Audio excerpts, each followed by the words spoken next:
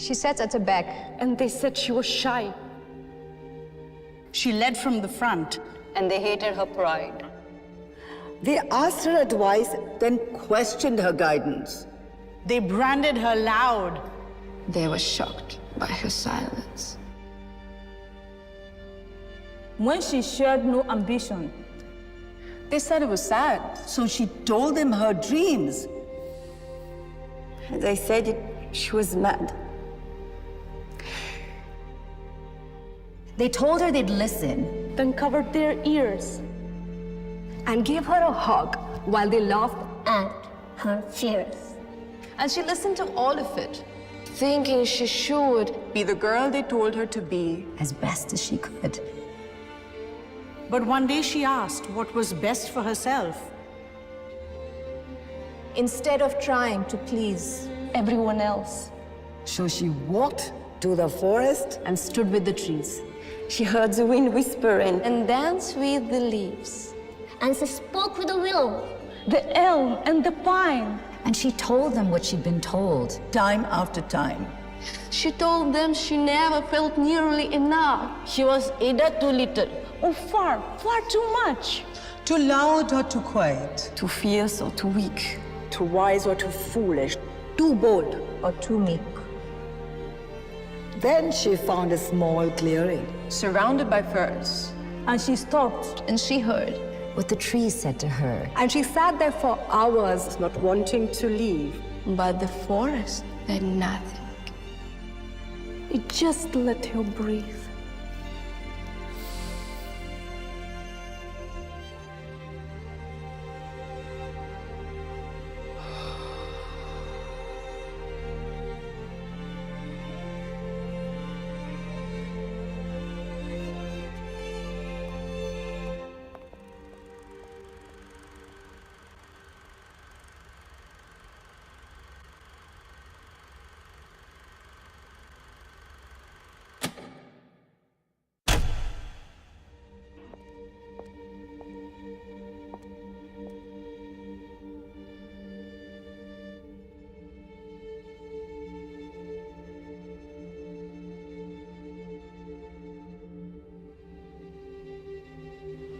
She sat at the back.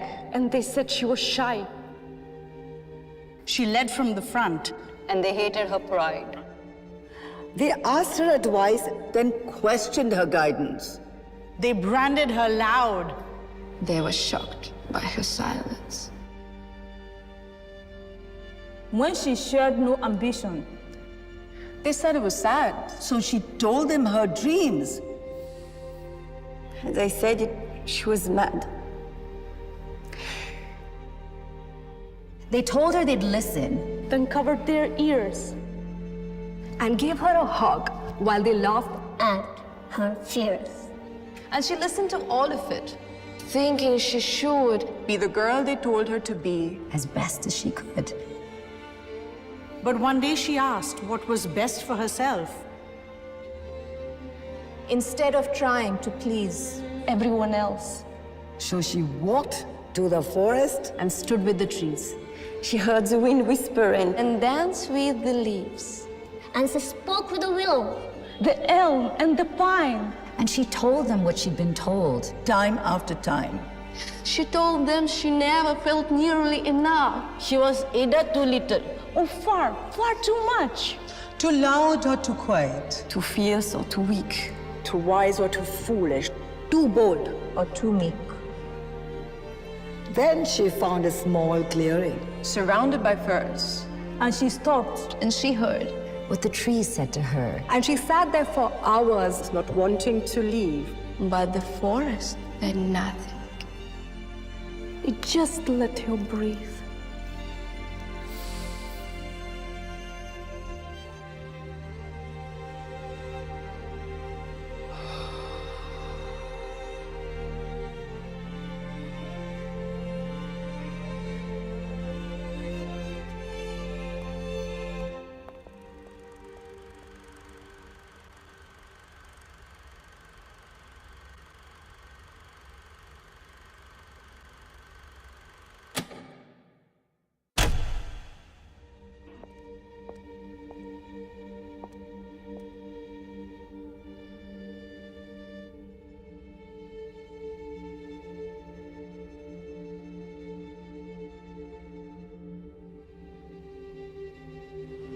She sat at the back. And they said she was shy. She led from the front. And they hated her pride. They asked her advice, then questioned her guidance. They branded her loud. They were shocked by her silence. When she shared no ambition, they said it was sad. So she told them her dreams. They said she was mad. They told her they'd listen. Then covered their ears. And gave her a hug while they laughed. At her fears. And she listened to all of it. Thinking she should Be the girl they told her to be. As best as she could. But one day she asked what was best for herself. Instead of trying to please Everyone else. So she walked to the forest. And stood with the trees.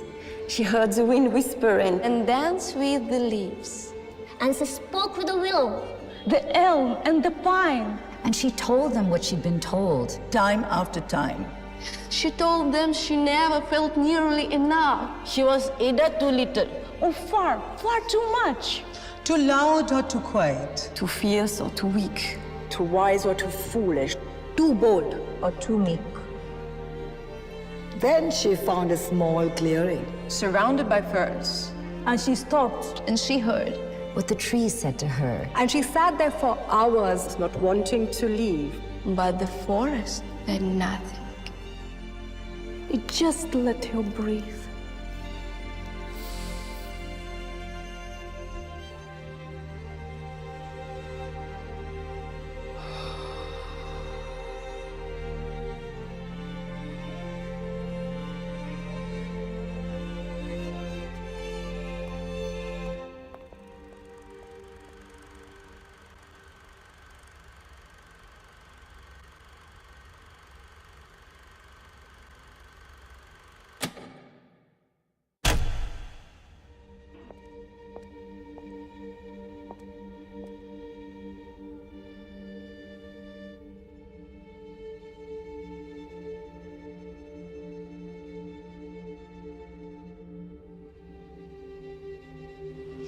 she sat at the back. And they said she was shy. She led from the front. And they hated her pride. They asked her advice, then questioned her guidance. They branded her loud. They were shocked by her silence. When she shared no ambition, they said it was sad. So she told them her dreams. They said she was mad. They told her they'd listen. Then covered their ears. And gave her a hug while they laughed. At her fears. And she listened to all of it. Thinking she should Be the girl they told her to be. As best as she could. But one day she asked what was best for herself. Instead of trying to please Everyone else. So she walked to the forest. And stood with the trees. She heard the wind whispering. and danced with the leaves. And she spoke with the willow. The elm and the pine. And she told them what she'd been told. Time after time. She told them she never felt nearly enough. She was either too little or far, far too much. Too loud or too quiet. Too fierce or too weak. Too wise or too foolish. Too bold. or too meek. Then she found a small clearing. Surrounded by firs. And she stopped. And she heard. What the trees said to her. And she sat there for hours, Not wanting to leave. But the forest said nothing. It just let her breathe.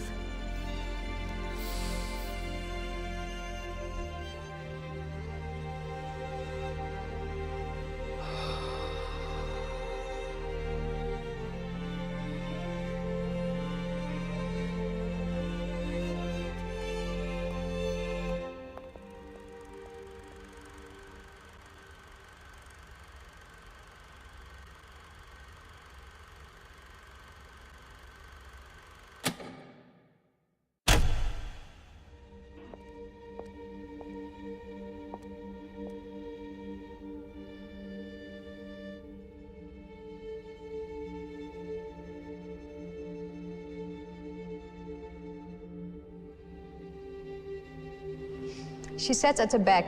and they said she was shy. She led from the front. And they hated her pride. They asked her advice, then questioned her guidance. They branded her loud. They were shocked by her silence. When she shared no ambition, they said it was sad. So she told them her dreams. They said she was mad. They told her they'd listen. Then covered their ears. And gave her a hug while they laughed. At her fears. And she listened to all of it. Thinking she should. Be the girl they told her to be. As best as she could. But one day she asked what was best for herself. Instead of trying to please everyone else. So she walked to the forest And stood with the trees. She heard the wind whispering. And danced with the leaves. And she spoke with the willow. The elm and the pine. And she told them what she'd been told. time after time. She told them she never felt nearly enough. She was either too little Oh, far, far too much.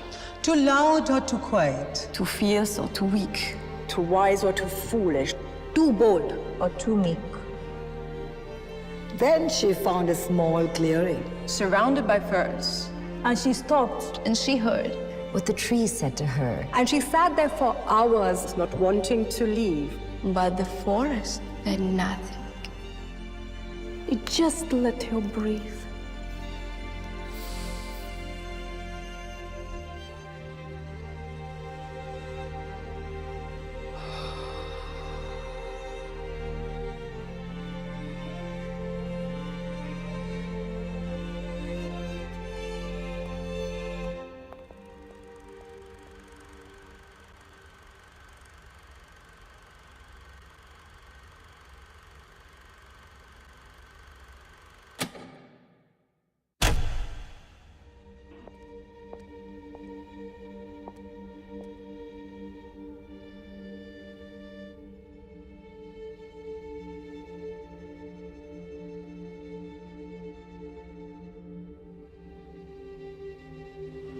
She sat at the back. And they said she was shy. She led from the front. And they hated her pride. They asked her advice, then questioned her guidance. They branded her loud. They were shocked by her silence. When she shared no ambition, they said it was sad. So she told them her dreams. They said she was mad. They told her they'd listen. Then covered their ears. And gave her a hug while they laughed. At her fears. And she listened to all of it. Thinking she should. Be the girl they told her to be. As best as she could. But one day she asked what was best for herself. Instead of trying to please everyone else. So she walked to the forest And stood with the trees. She heard the wind whispering. And danced with the leaves. And she spoke with the willow. The elm and the pine. And she told them what she'd been told. time after time. She told them she never felt nearly enough. She was either too little Oh, far, far too much. Too loud or too quiet. Too fierce or too weak. Too wise or too foolish. Too bold. Or too meek. Then she found a small clearing. Surrounded by firs. And she stopped. And she heard. What the trees said to her. And she sat there for hours. Not wanting to leave. But the forest Said nothing. it just let her breathe.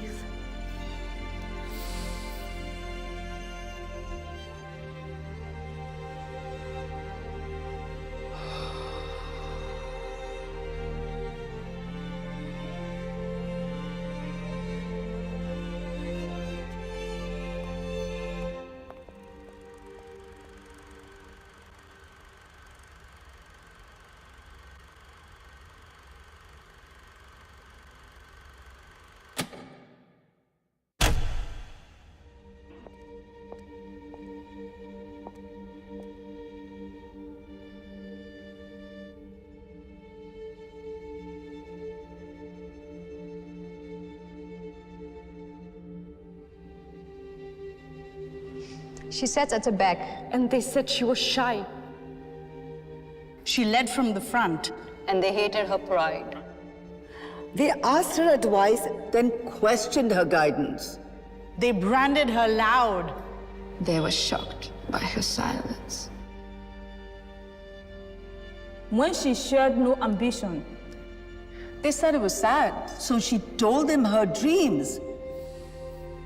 They said she was mad. They told her they'd listen. Then covered their ears. And gave her a hug while they laughed at her fears. And she listened to all of it. Thinking she should. Be the girl they told her to be. As best as she could. But one day she asked what was best for herself. Instead of trying to please everyone else. So she walked to the forest. And stood with the trees. She heard the wind whispering and danced with the leaves. And she spoke with a will. the elm and the pine. And she told them what she'd been told. Time after time. She told them she never felt nearly enough. She was either too little Oh, far, far too much. Too loud or too quiet. too fierce or too weak. Too wise or too foolish. Too bold. Or too meek. Then she found a small clearing. Surrounded by firs. And she stopped. And she heard. What the trees said to her. And she sat there for hours, not wanting to leave. But the forest said nothing. It just let her breathe.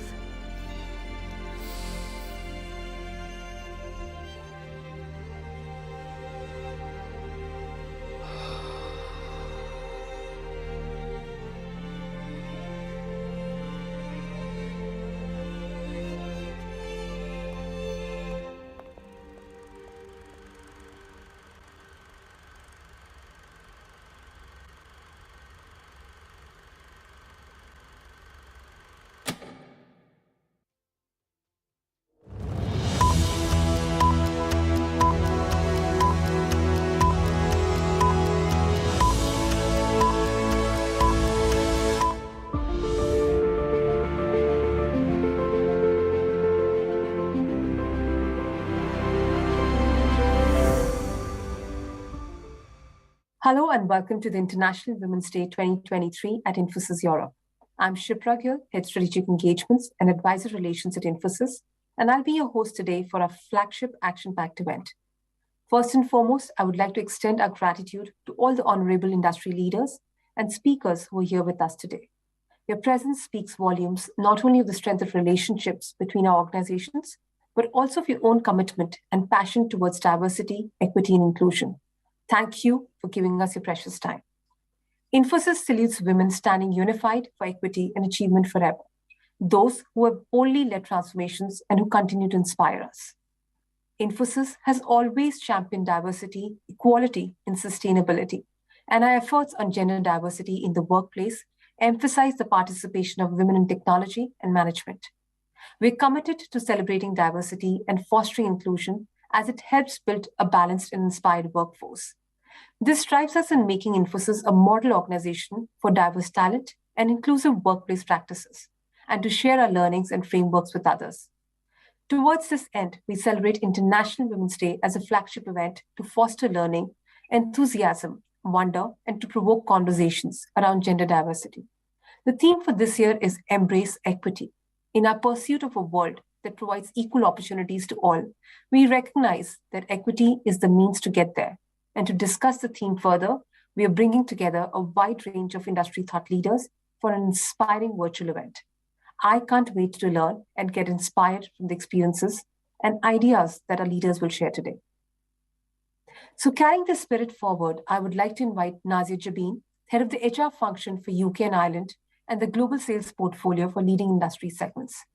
She's a mental health champion in her professional community and seizes every opportunity to help build a diverse and an equitable ecosystem. She's also the key architect behind our International Women's Day Europe-wide celebrations. Nazia, glad to have you, and over to you.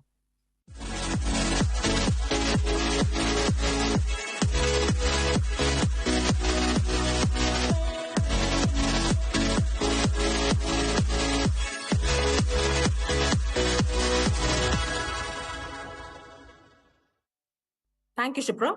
It is my pleasure to invite Inderpreet Chaune, EVP and Group General Counsel and Chief Compliance Officer of Infosys, a passionate advocate of diversity at the workplace. Inderpreet is a strategic business partner supporting business in legal and regulatory matters and ensuring the implementation of the compliance and ethics program of Infosys.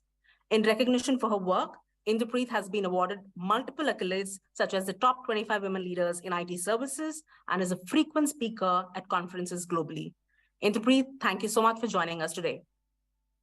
Thank you, Nazia. Always a pleasure to be speaking at events like this, and looking forward to this conversation. Thank you, Inderpreet. Every year, we celebrate women's achievement, we promote awareness about discrimination, we take action to drive gender parity. A key element to making D&I work in the organization is when leadership understands the value of DEI. As one of the senior most leaders in the organization, how would you describe Infosys' approach towards D&I? So Nazia, I think there is no one answer as to what makes gender parity at work successful. You're right, it is a lot about the tone at the top, how the leadership drives it, what message is being sent across the organization. Infosys has taken a multifaceted approach to this. Like I said, tone at the top, which we drive through getting our leaders to embrace and recognize the importance of equity at the workplace, which is through our both regional and global D&I councils, which is where top leaders come together, prioritize gender equity at the workplace, and then percolate those issues down into the organization. Similarly, it's also a bottom-up approach, whereby we have employees who are passionate about issues at the workplace, including gender, including equity for people with different skills and ability, whether it's people with disabilities or differently abled people, veterans in the workplace. And we do that through our ERG groups across the organization. We have multiple ERG groups. And what that does is it helps the organization get momentum because our employees are engaged in it. Our employees are telling us that this is important for them. And then, of course, we have a whole lot of other programs that we run concurrently across the organization, whether it is training, education, and reskilling for our employees, both on the delivery side, for our sales organization, and several other programs where we have mentorship that we provide, self-assessment for leaders. So when all of this comes together, it's like a jigsaw piece puzzle that we're trying to put together, and these are elements of it. Do we have everything? No. But are we sort of heading in the right direction? The answer is yes. Great, Inderpreet. So just adding on to that, what is your take on embracing and further advancing gender equity and driving a positive change? I think, when you think about gender equity at the workplace, first of all, we've got to recognize and have gratitude for the people who came before us, right?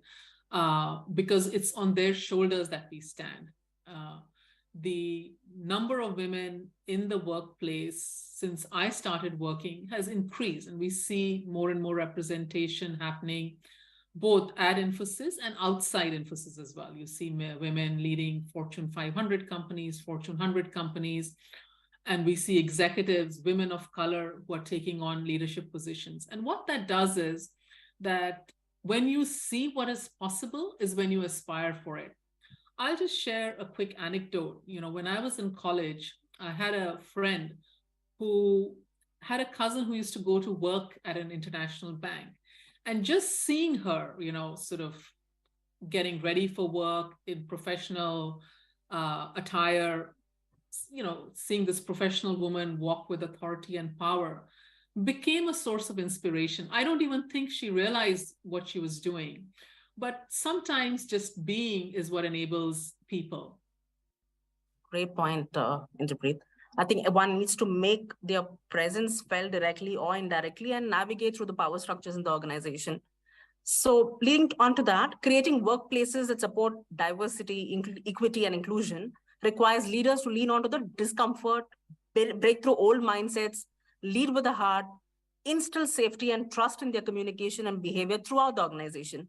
So we can all challenge gender stereotypes, call out discrimination, draw attention to bias, and seek out inclusion. What are your views on understanding the lexicon of bias and combating it? How do we go about combating bias?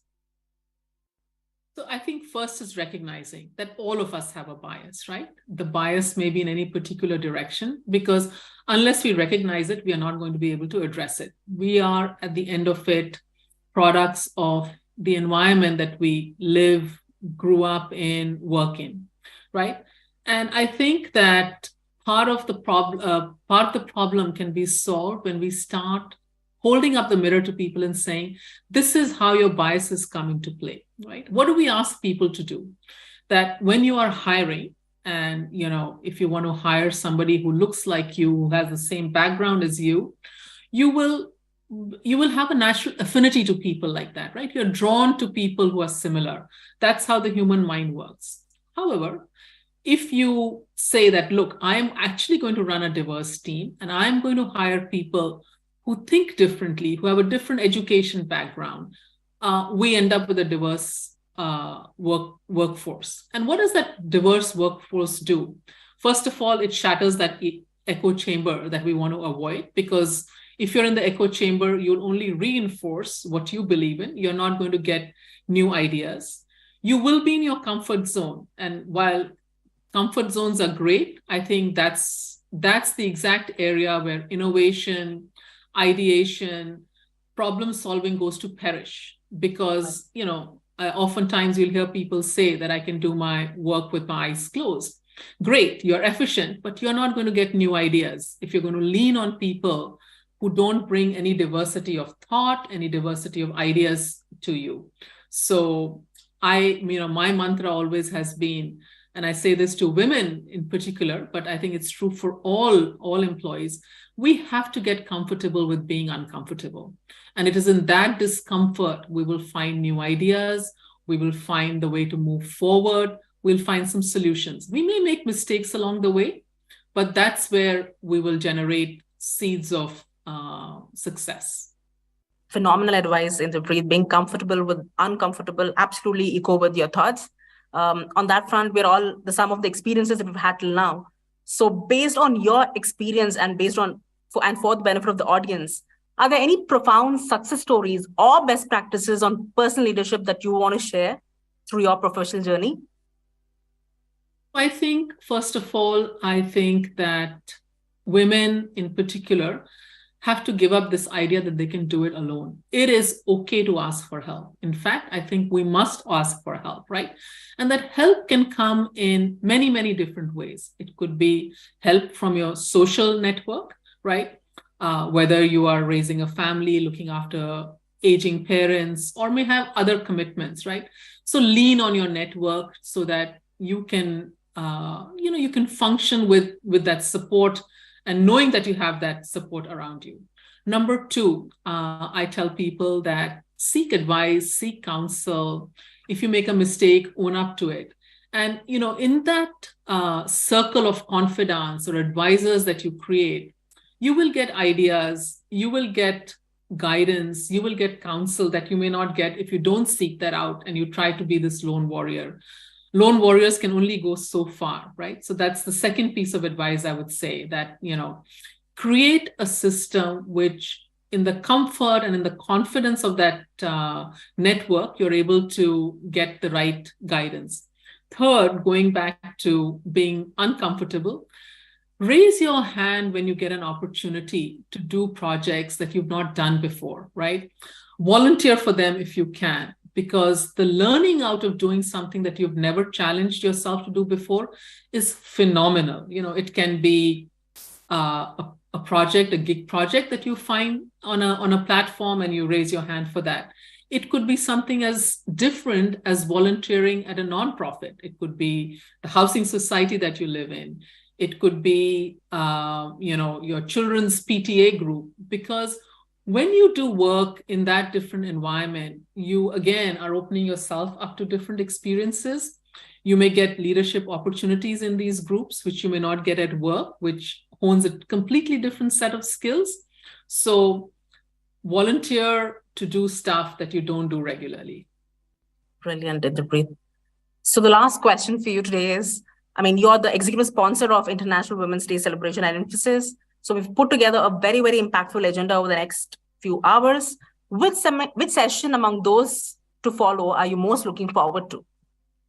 Look, I think that as we look to grow ourselves, learning comes from all kinds of sessions, right? It does not have to be somebody who's necessarily more senior than you, who's got more experience. In fact, I think our generation needs to look to the younger generation, the Gen Zs who are coming into work, and seeing what we can learn from them, because that's the group that's going to take over the world, right? And so I think that, again, the way I look at it is, whatever session I can attend, which my schedule permits me to, I will attend in person or, in live, this thing. And I go back and listen to some of the other snippets where you get absolutely wonderful pieces of advice, sage words from people who've done this before, people who are struggling, and people who are yet to make it. So, mentoring, advice, counseling is not a one-way street. It's actually a well-rounded experience. And it's a continual process, I think. It is a continuing process. Absolutely, Nazia. Thank you. Thank you so very much, Indrapreet, for these wonderful insights and your sustained commitment to creating lasting cultural changes in the organization as we speak, and sustaining these conversations around gender equity throughout the year. So thank you very much for your time. Wonderful. Thank you, Nazia.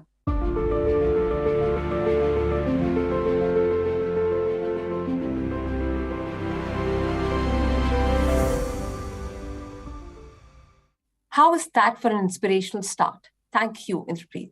It is inspiring to see companies' leadership place such utmost importance on diversity, equity, and inclusion as part of ESG 2030 vision, and the concrete steps we continue to take towards realizing that vision. As you rightly said, when we see what is possible, we aspire for it. Thank you, Nazia, as well, for enabling such a powerful conversation. Let us now move on to our first set of panelists who will discuss leveraging technology to advance gender equity. I'll invite Lily Vasantini, Associate Vice President, Delivery Head, Eastern Europe, Nordic and Switzerland at Infosys.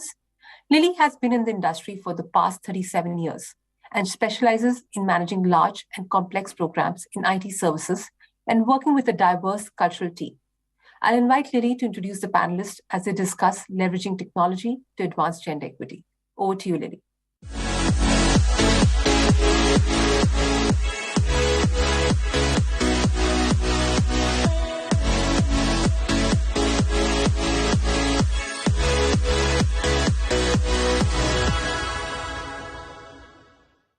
Thank you, Shipra.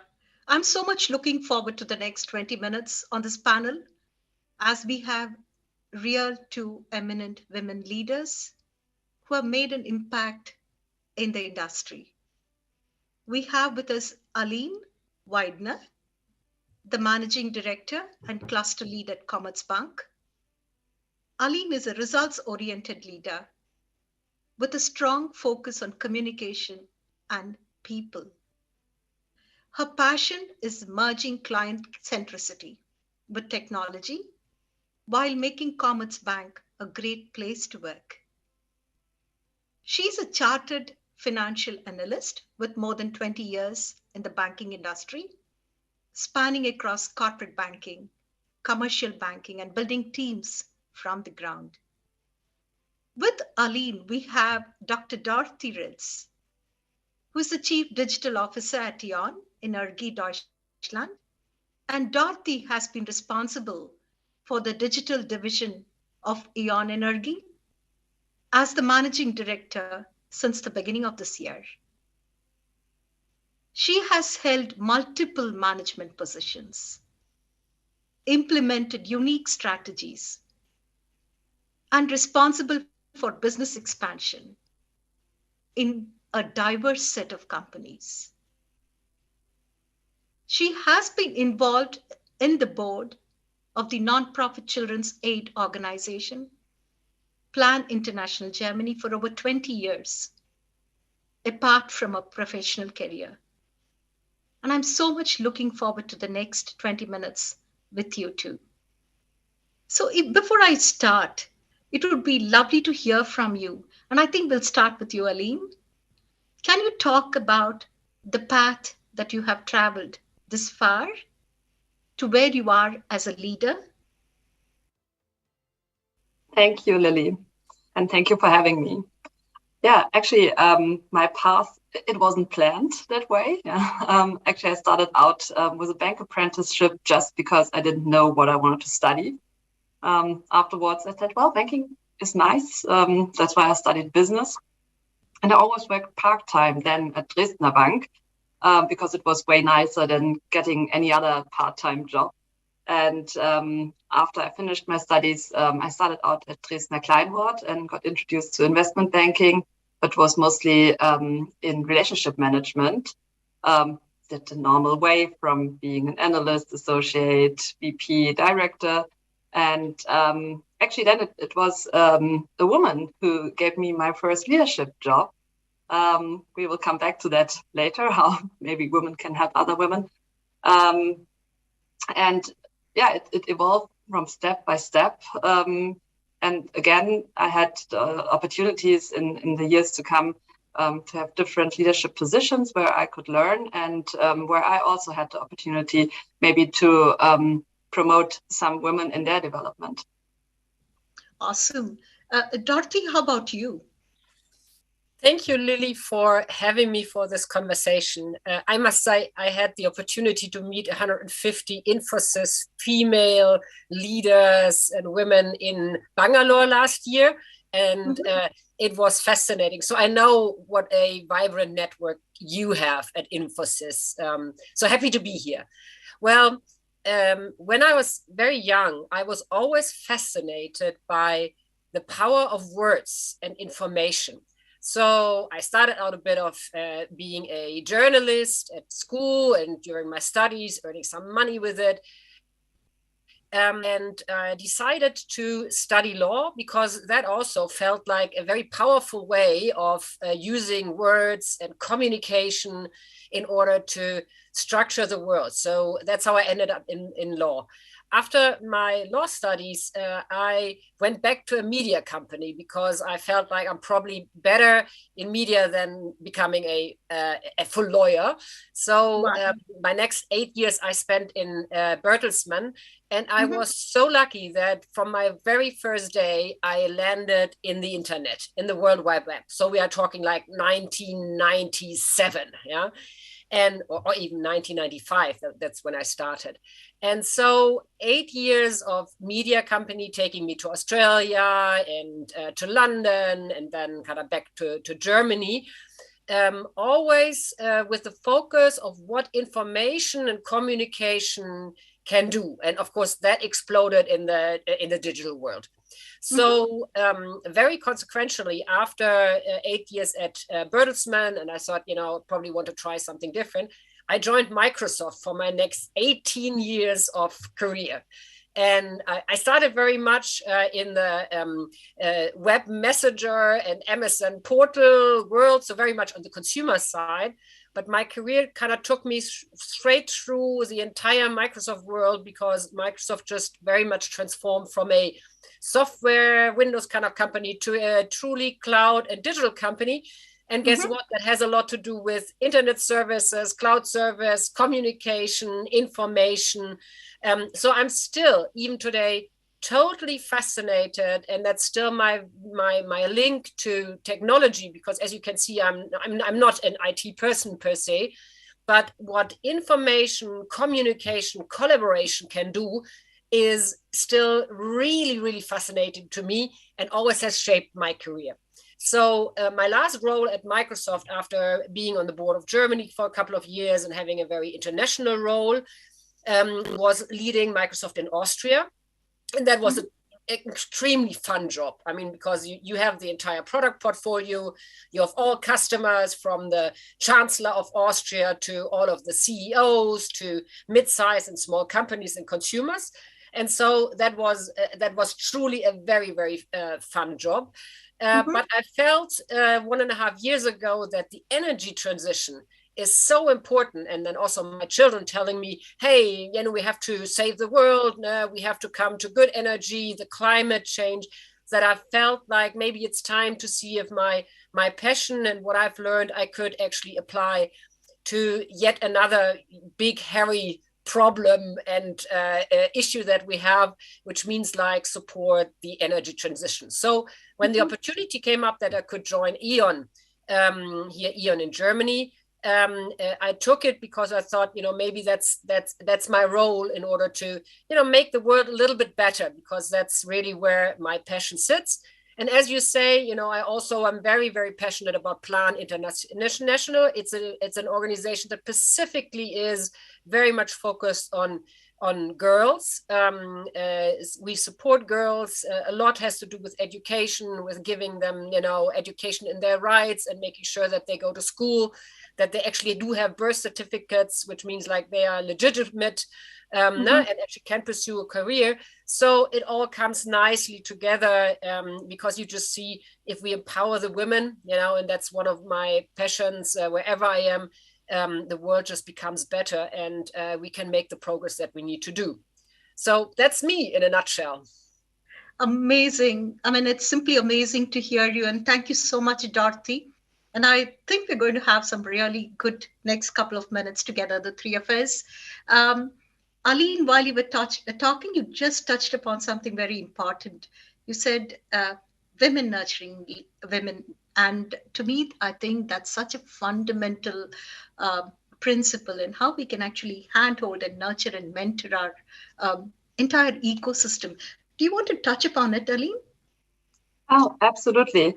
Actually, first of all, Dorothy, I loved what you told us about yourself and how I think women are always driven by a kind of sense, right? So it's mostly not just making the next step or earning more money, but I think many women, you can't have all people the same, but many women like to have some kind of sense and also some kind of community in their work. And many women also would like to be asked to do something. And actually, I'm a little bit the same. And I was lucky enough to meet quite a few people in my career that helped me. First of all, gave me confidence if I was struggling and maybe thinking, well, am I ready for that role? Can I do everything that is requested?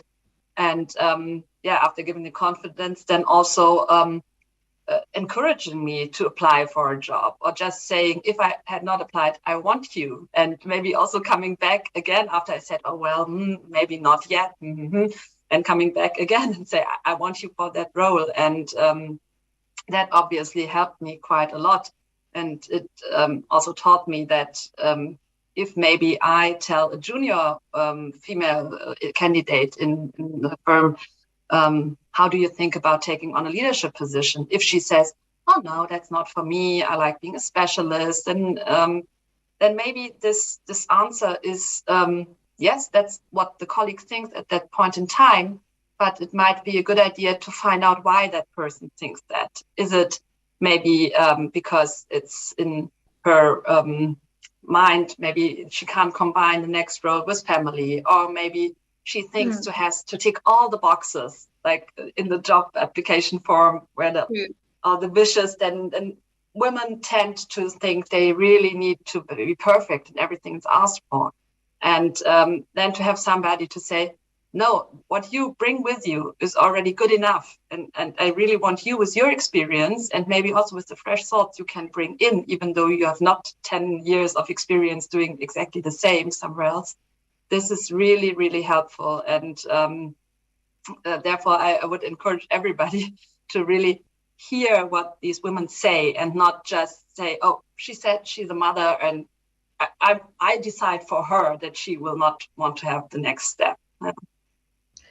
That's so beautiful, because most often it's all about how confident are we in our own selves before we present ourselves to the external world. And something that I kind of picked up when Dorothy was talking, and I'm pretty sure, Dorothy, in your career path from where you started to where you are now, you've had different triggers of people who have actually nourished, nurtured, and mentored you. Do you want to just bring that out here and share with us? Absolutely. I am very deeply convinced for women to be successful, there are three things really important. One is the modern workplace. And thanks God, since Corona, I think we all learned that a workplace that provides more flexible to kind of work from anywhere allows to participate with total equality and the same access to the workplace. The second thing is role modeling, which also already goes a little bit in the direction of mentoring, but having female role models who kind of have been there before help you really to say, yeah, maybe I can do it as well. So that's the second thing. And then, of course, absolutely, mentors are super important. And I had very important mentors in my life. Usually you kind of, most of the time, you kind of pick them up somewhere on your path through your career. Sometimes they are former leaders you had or managers that you just specifically trust. And Aline said something very important. You need to trust them that they know you better and your capabilities than yourself. And that's very hard, but that's sometimes what I tell my mentees. It says, like, trust me with my experience that I know what you can do, maybe better than you can. Yeah. So this is very important. So that somebody has a different view and you, maybe with the wisdom of what is needed for your next career step, is very important, but also that they provide you with a network, to take the next step. So maybe make the connections even before you look for your next role, so that people think of you when a role comes up. This kind of, these two things, network building and really getting a mirror of what one might be actually able to do, are very, very important pieces of mentoring. I find they are very specific points in time when mentoring females, and I usually make sure that I have a lot of female mentees because I just find it very fascinating. There are two, I think, moments in time when it's in particularly critical. One is when super talented young women think about building a family. They have a tendency of trying to take too much responsibility of the company they work for. And we all work for big companies, large companies. So if you work in a two-man mom and pop shop, it might be something different. But one of my core advices is always, don't try to take over responsibility for Aeon, or for Commerzbank or for Infosys. It's a big company. They can deal with it. Yeah. You don't know what family building will hold for you over the next years. It's very hard to plan. So just go and have your career. Yeah. Because there's always a way of how we can work around your personal life. Yeah. If we work well with you, there's always a way to develop, no matter which path you want to take. So I think this is really, really important. And then the other very crucial moment is when women really are looking into taking the next career step, particularly when they want to take over team responsibility. And so having great mentors at that time is important. And I tell you one more thing. I really enjoy reverse mentoring. I learned so much by young people who mentor me. So I have really get a lot out of reverse mentoring today, because I really learn how young people, particularly young women, are experiencing the workplace. Dorothy, that was a very interesting piece of advice that you were talking about. And I'm just wondering how many times we let go of opportunities as women because we do not have that confidence to say yes when we know we could do it. What are some of your thoughts that you could actually share with our young women community and aspiring women leaders on staying focused and taking opportunities? Dorothy? Yeah, that's a very important question. So the way I work with women now also at E.ON is on the one hand to understand really their strengths by having very clear yearly plans about what they want to achieve and then also measure the progress, make sure that they have what they need to be successful. And then at the end of the year, also look of like, are they successful? So clarity in their current role and delivering on the role and making that very objective. I think that's point one.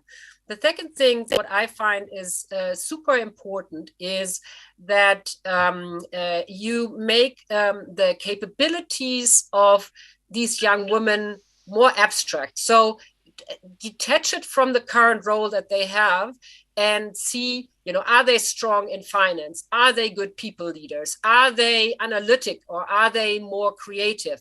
Because that widens their opportunity of taking on new roles. And it also widens the opportunity to just connect people together to think out of the box what might be the next career step. My other advice always is never lunch alone. It sounds so trivial, but if you just take the 20 minutes to listen to somebody else what his job is, it widens your perspective of what you could do and your interest. And on the other hand, maybe, somebody else becomes very interested in you to join the team. So never lunch alone. Just listen to what other people do, and you will experience that a large company holds so much more opportunity in roles that you might want to take. That is super important. And so mentoring, we already talked about. So the last piece of advice I would give is, at E.ON, we have a very strong Women at E.ON network. I encourage women to join it because they find other women of all career stages to connect, to exchange. And I said, don't use it as a platform of friendship. You can, it's fine, it's fun. Yeah, we should have a lot of fun in there, but really use it for what you want to do. Yeah, for information, learning, connection, network, next career opportunities. And if you do that, I think then our young female leaders are in really good hands. Thank you so much, Aline. Your piece of advice to the young leaders here and to the women folk at large. It's about boosting the confidence of young women, promoting their abilities, be it in the families, start with your own daughters, be it in education, taking the right decisions in education, not just going to the arts and crafts team, but maybe also to the robotics after school club. And last but not least, obviously in the workplace, keep an eye open to these young women, encourage them, and don't set those standard male standards, but make your mind a little bit broader. Thank you. Thank you so much. And it indeed is so wonderful to talk to you too. And I'm hoping that this has actually enriched the rest of us here. Thank you so much. Thank you. Thank you.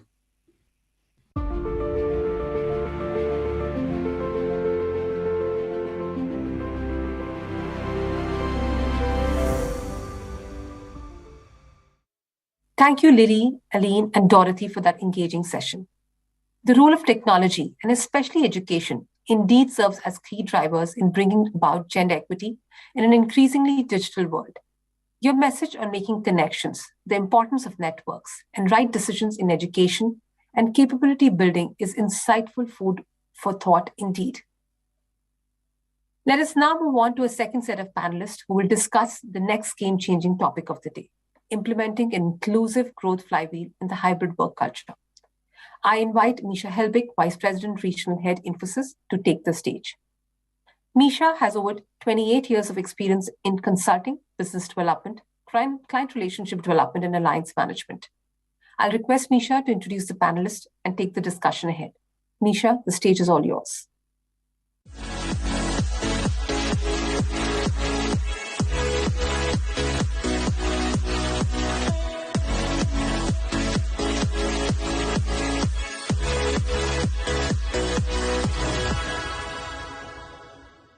Thank you, Shipra. Thank you for handing us over to this panel, and everyone, welcome to this very distinguished panel that I have the good fortune of hosting today. For this International Women's Day session, we've decided to focus on a new focus that I think we require on a very current topic, and that new focus is of course inclusiveness and equality. But what we need to consider in the new reality is the hybrid workplace. I think we've come out of COVID with organizations all adopting new ways of working, and I'm then specifically talking about where people work and how people work, not things like agile, but very much about the new configuration of where people will work from.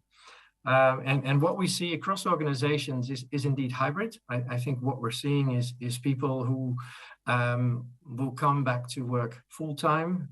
We see people will work from home full-time, and we see people in a mix of those. And every organization will have some kind of structure along those lines. And that, of course, brings with it a whole new set of opportunities. I think in many ways we've seen the benefits of working from home for many people in work-life balance and being able to do those things like dropping off children or picking up children from school or going to do some exercise at lunch that we otherwise couldn't. But also I think we will face some of the new realities and especially an interesting notion here is that the research indicates that in this new hybrid world, women seem to be more inclined to work from home than men, and want to work from home. Whether they want to or must, that's a discussion we can have. But I think it puts then a whole new perspective on what that means for how people can participate in the workplace, get equal opportunities in the workplace, and feel part of the workplace. So that's a topic that we'll focus on today. And I'm very pleased to have three very distinguished guests with me today, and I'll quickly introduce them. And forgive me if I look down, but I want to make sure I introduce them correctly. And firstly, a warm welcome to Anushree Shil. She's a senior category manager at the London Stock Exchange Group. She's based in the UK and has vast experience in procurement excellence and a very strong background in project management. She's very results driven and is able to use initiatives to develop very effective solutions to procurement and project problems, and has a very dynamic and active approach to completing projects successfully. So welcome, Anushree. Look forward to your input today. And next, very pleased to introduce you to Fonlinda Fraschieri. She's the head of architecture CI/CD at Commerzbank.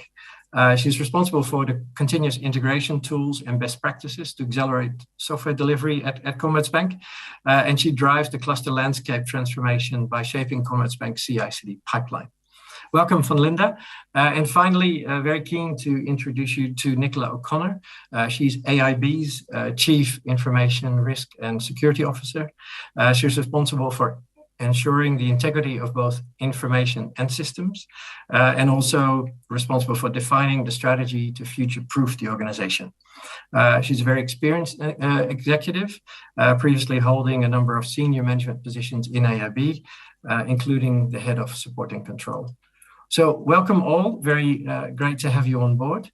And let me ask you a quick question first for all of you, and I'll start with you, Anushree.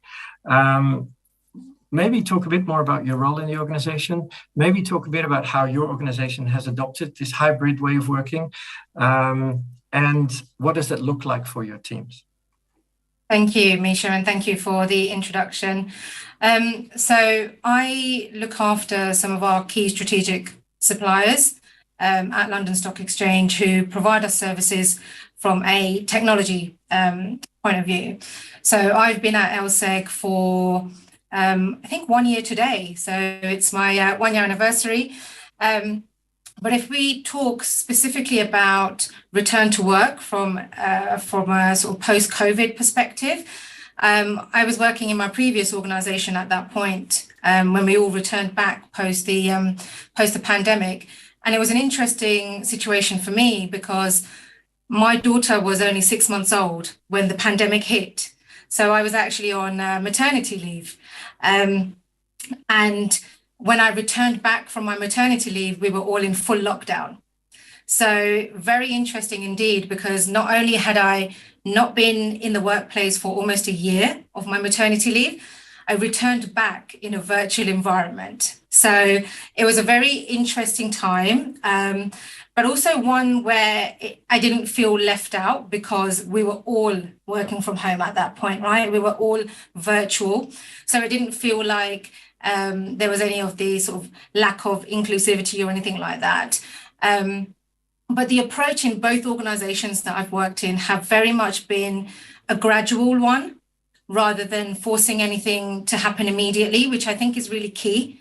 Because coming out of a pandemic, I think it puts a lot of things into perspective for all of us in our work-life balance, right? And so I think the gradual transition, whether it's 1 day a week, half a day, or even 2 days a week as you come in, I think, you know, gives everybody the opportunity to understand what works for them, right? And I have to go through the London commute, getting on the underground, which I'm not sure if you've all heard about, which is a nightmare. So I very much enjoyed the fact that I don't have to do that 5 days a week. So the approach, like to answer your question, it's been a gradual one. It's been a transition, and it's allowed me to really understand what works for me, my family, and my work commitments. Wonderful, thank you. And yes, I think a lot of us are very familiar with at least the stories of the London community. Yeah. For Linda, over to you, please. Yeah, I'm lead architect in the continuous integration and continuous deployment delivery department at Commerzbank, distributed in 3 different locations in Frankfurt, Sofia, and Prague.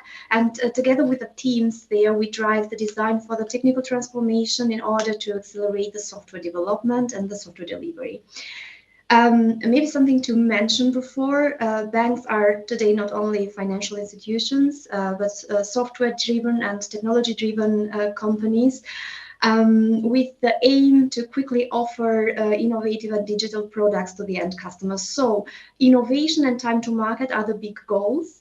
And to achieve these 2 big goals, I think it's not only important to have the appropriate technologies in place to accelerate workflows, which we are doing with the CI/CD pipeline, but as well to give the teams to a working environment in order to interact with a great confidence.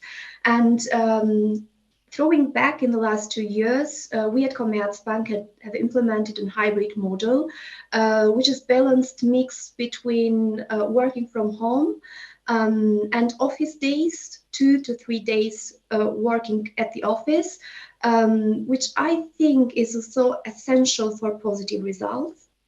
Not only because it's giving to every one of us a much more better work-life balance, but as well, it's offering the flexibility that we all need, especially while working with distributed teams, which we have here with 3 different locations. And of course, Andrea, you mentioned it a little bit, it's also tailored for every employee, for the needs that every one of us has in the family, in the private ones. And yeah, it's something that gives a better balance with work and life. Thanks, Van Linda. And Nicola, over to you, please. Your thoughts on these particular topics? Perfect. Thanks, Misha. So the role that I undertake within our technology department, I work directly for our CTO, who's part of our ExCo. And the role is really around run and protect for the bank. So it's all of the run activities we have from operations and service to all of the cyber security and risk items we have under technology domain itself. So we have about 2,500 people working for us in technology domain. We're probably one of the largest indigenous technology platforms within Ireland in terms of actually the banking structure itself.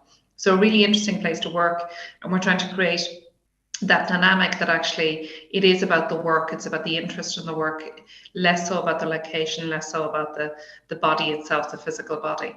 But to do that, you have to create an environment where people, you know, want to come to work to engage in a very specific thing. So we're focusing on what we're saying is that it needs to be actually practical, and you also need to be coming for a specific purpose to the office itself.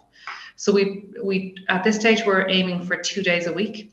We're finding some people are taking up much longer time than that, and other people are you know, potentially have shorter periods they're looking for it. But as a minimum, we're looking for people that are going to be in the office 2 days a week. We do want it to be purpose-led, so we're trying to ensure that people are coming in for very specific collaboration events, etc., and that kind of stuff. Because this is, so if you think about it, we've been in this situation now for about 3 years. this time next week, since we moved into this kind of very rapid, totally remote kind of activity with COVID itself. Up to that point, we had a hybrid capabilities, and people were working a little bit from home. Probably, 1 to 2 days a week is what the norm was at that stage. And suddenly we flipped over very quickly in the space of 1 weekend to 5 days a week working from home, and people had to restructure the way they operate. So that was a big change for them. Equally, now we're looking at this coming back into the office environment, which we've been doing realistically for the last 18 months, as being another significant shift for people in terms of actually how they're balancing their work life. So you're trying to work through with the individual, but you're also trying to work through and where the organization wants to go. And when you look at that 2,500 people that we have across the entire organization, they also span a lot of geographies. We have people working in India with us, we have people working in Prague, Eastern European, even as far as Ukraine, etc., that kind of thing, and in Ireland and the UK. So how do we get people connected in terms of that kind of conversation? And location can't be the only way that you connect with people.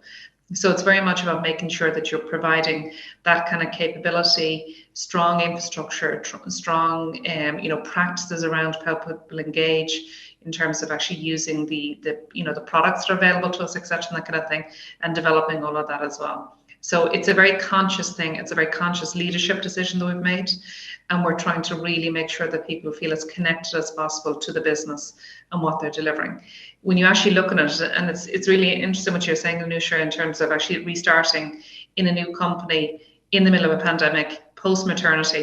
They're big shifts, but we're seeing a lot of people that are doing that. So we've over 50% of our employees are with us less than 2 years. So how can you make that connection?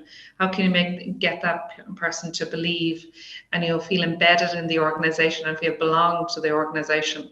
It's a really significant leadership challenge that we have, that we're really working actively to try and achieve.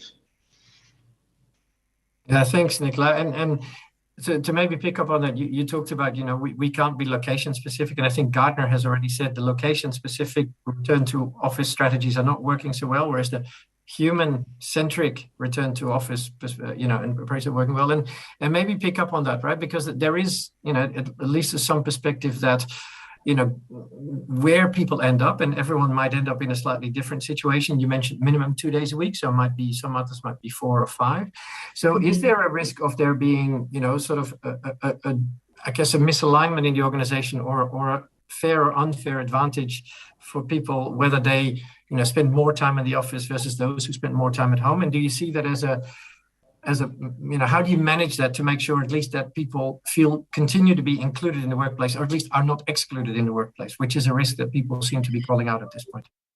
Totally. And I think it's the premise when, as organizations have moved more from a diversity and inclusion kind of portfolio to an inclusion and diversity, they really need to be thinking about that kind of conversation. So what is inclusion about?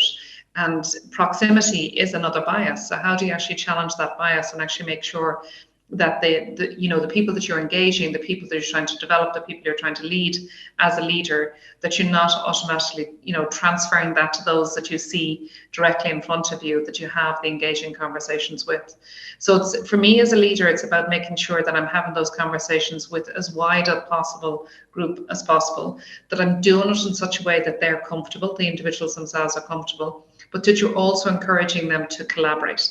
So the bit I'm most worried about is I'm less worried about the people that are working, where they're working, and can they work, and are they productive? Because I know they're very productive in what they're doing. I'm actually more worried about, are they getting time to collaborate? Are they getting that engagement? Are they feeding each other in terms of new thoughts, new ideas, challenges, proposals, etc., and that kind of thing? So that's about trying to make the time that they're in the office as collaborative as possible, and making the time that they're in the office as purposeful as possible. What I'm really trying to push people to do is to not come in the office and spend 8 hours on a Zoom call or WebEx or Teams. The office conversation is about that connectivity conversation. Go and have the lunch, have the coffee, have the conversations about you, yourselves, and development, etc. Use that time in the office. Use the time to connect back into the office in terms of what's going on. So be very purposeful about actually why you're in the office and what you're using that for. Thanks, Nicola. And maybe to go to you, Linda, on this, because you have the, let's say, added dimension, and Nicola, you have that to some extent, which is you have distributed teams, right? You actually have teams in 3 different locations. So for you, that even gives that extra dimension of people possibly, being in a separate location and even feeling further removed from the heart of the team, if you will. So how do you approach that particular challenge?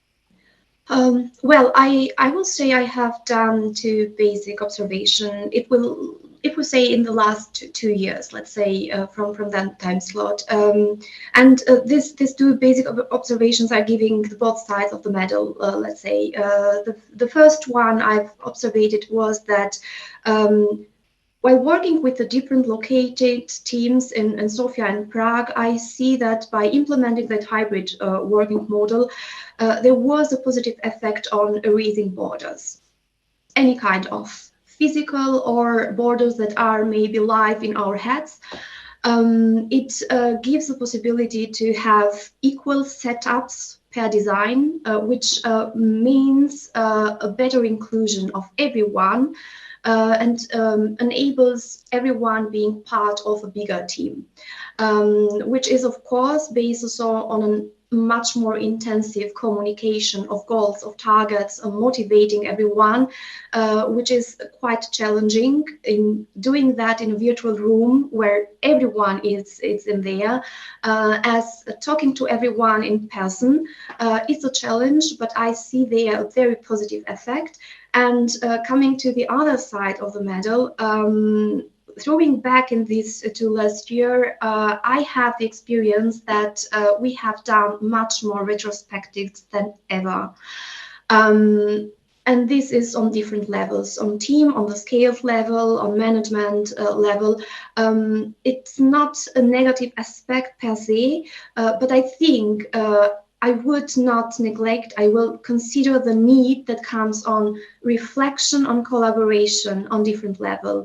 And this is showing something, yeah? So the need for reflection in the collaboration and the interfaces between the teams and within the teams was there. It's giving good signals and impulses to be considered in order to be implemented then in continuous improvement process. So we have learned a lot, even on that second aspect, and I think that we are managing it in the same way as the Agile manifesto is dictating. Thank you, Linda. And Anushree, go back to you. Especially, in your role, you're relatively new to the organization, right? And I guess you being included as a relatively new colleague is hugely important. But how do you see that more broadly for yourself and also for the organization in terms of, how do you approach this inclusion in this hybrid workplace? I think the inclusion part is very. I echo some of the things that Nicola and Linda have said, but I think in my experience, it's so key to have productive days in the office, like Nicola said. But those days can be productive if you've agreed with your team, with your stakeholder, that these are the days I'll be in the office. Right. Hey, are you going to be in the office at the same time? If you have that sort of understanding and that agreement with your team that, every Tuesday, for example, we as a team are all going to be in, we're going to have our team lunches, we're going to, have those hallway conversations, water cooler conversations, then there's that feeling of inclusion. Because when you're working from home, you're all working from home. When you're in the office, you're all in the office. So I think that really helps drive the feeling of being inclusive. And there might be some days where you are unable to come in because, you have some, responsibilities at home, but that's okay because, having a team meeting that allows us to be virtual as well as be present in the room helps break down some of those boundaries, have your video open, not just on audio. I think all of those things really contribute to that sense of being part of the team.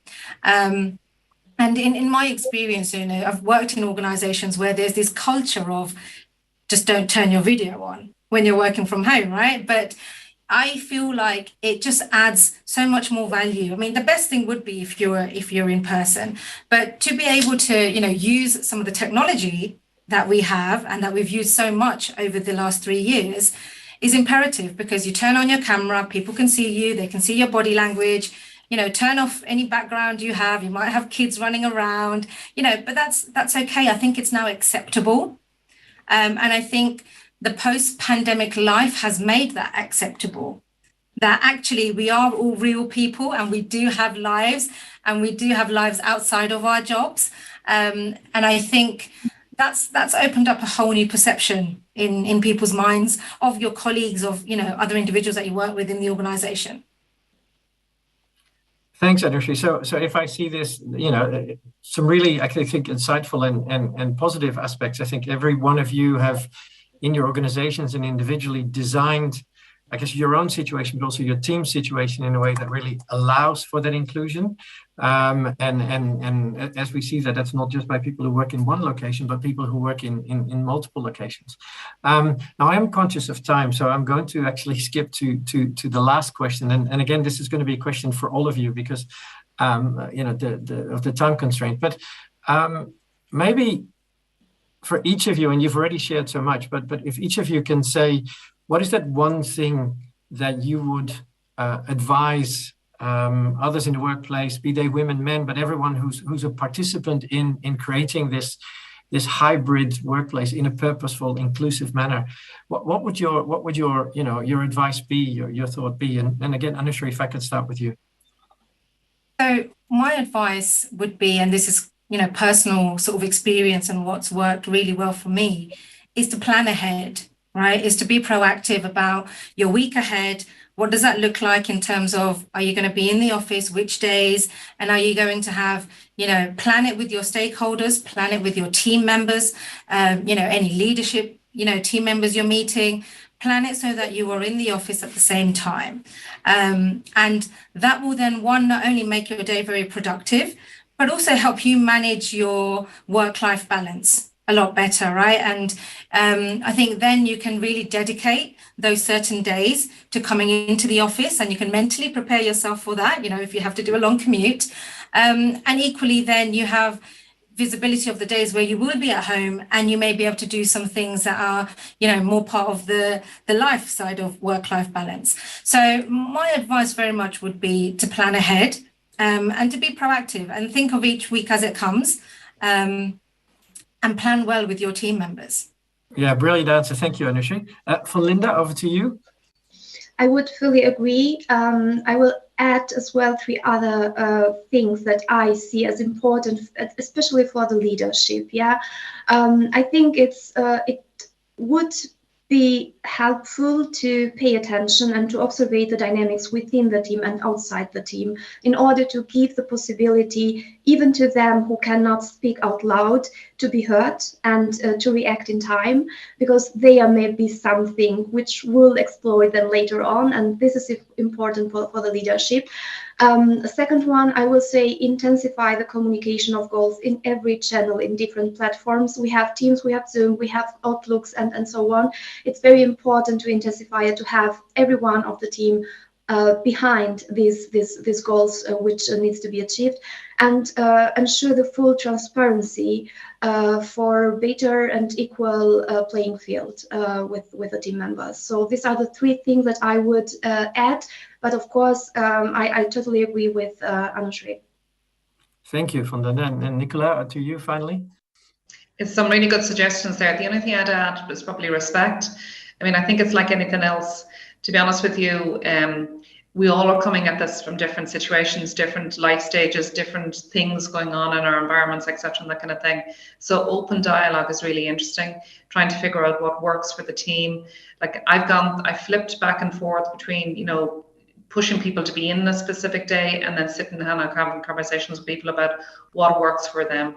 And the one thing that works the whole time is open dialogue. So it's really about making the time and work meaningful for people, but making sure that you're understanding where they're coming from, where their constraints are, etc., that kind of thing, and building from that.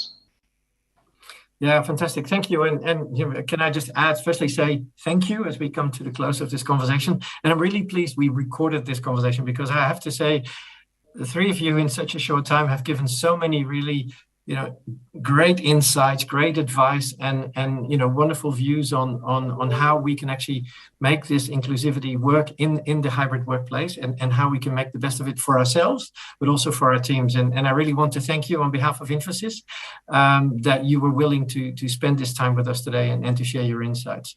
Thank you very much. And back to you, Shipra, for the next topic.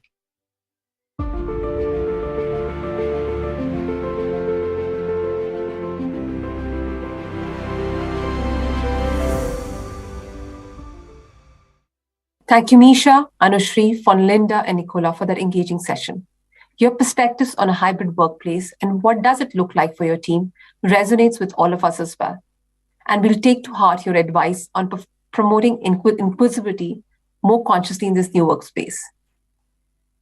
Now, to carry forward the next session, I'd request Nazia Japin to take the stage once again. Nazia, the stage is all yours.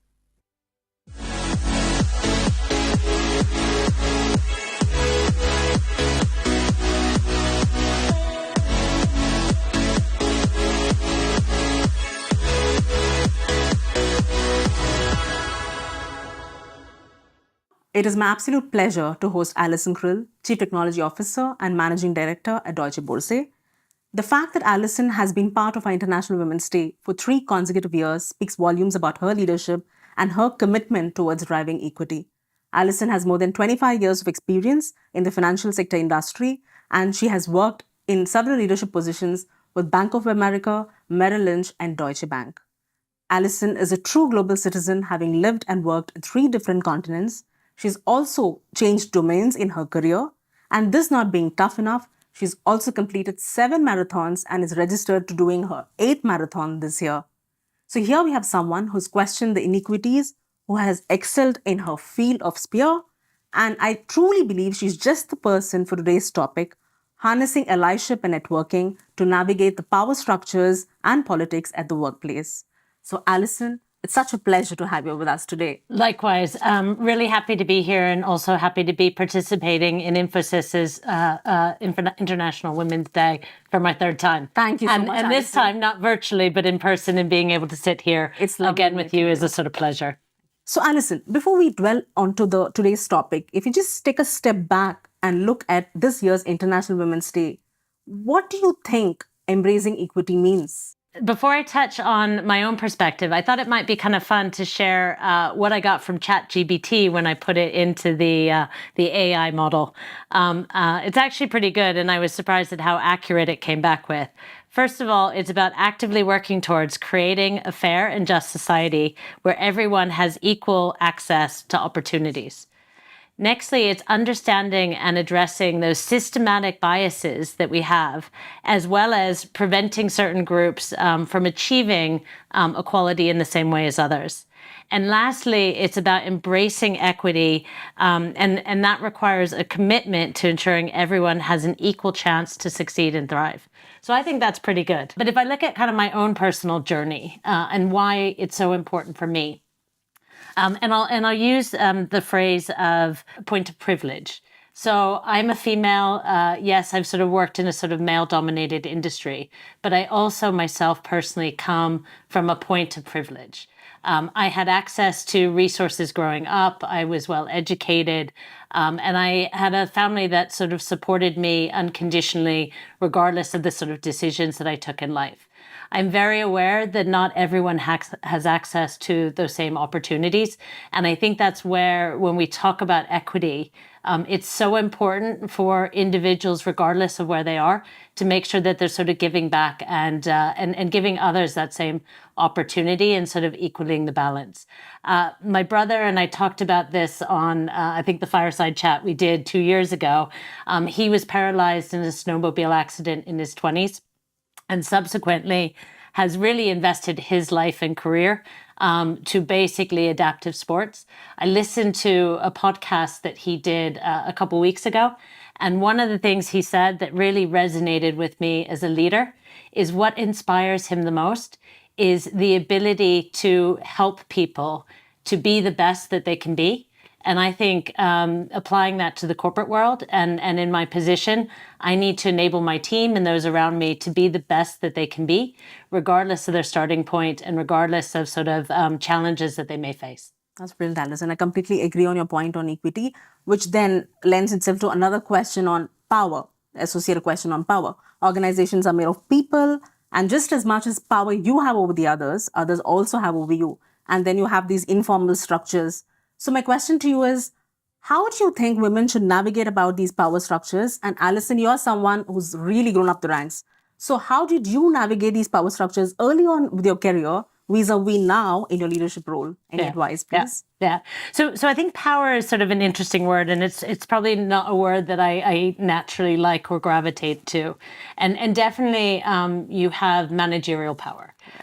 So I make a lot of decisions in my day-to-day career, and those impact a vast number of people. So it's important to take that very seriously because with that comes a lot of responsibility. And for me, my success is not down to sort of me alone. It's about a broader team. And I need to make sure that the decisions that I'm taking are supported and motivate and inspire the sort of team that I work with. But I also think that informal power and the influence that you can have as an expert or an individual in an organization is equally important. Yeah. And that's where relationships, whether you're more seasoned in your career or whether you're just starting off in your career, those relationships and building the relationships, whether you're a female or whether you're a male or where you sit in the organization, are such a critical element of success. So it all comes down to sort of the relationships that you build and forging that bond with people so that you inspire, you motivate, and you give energy to what you're trying to do as an individual or as an organization. And I think that both with formal and informal structures. Yeah, correct. And correct. Has there been any difference in your earlier career? How did you navigate the power structure then when you were just starting your career? Yeah. So I would say I take the same approach, whether it's now or whether it was early in my career. I'm a collaborative person. I thrive off the energy of others. And so for me, whether I was a junior person or now in the role that I'm in, it's all about the team. It's all about setting the vision with the team, making sure that the people that I work with sort of buy into that and that we're actually working together to make sort of a common outcome. And so for me, whether I was sort of an individual sort of employee, it's about being around kind of those people that really sort of motivate and inspire and that you can achieve things together. Thank you, Alison. So let's just dwell on to another topic of culture. Culture, as you know, plays a very, very important role in actionizing. Any actionizing that goes about in an organization or in societies has to do a lot with culture. Yeah. And you're someone who's worked with different continents in different organizations.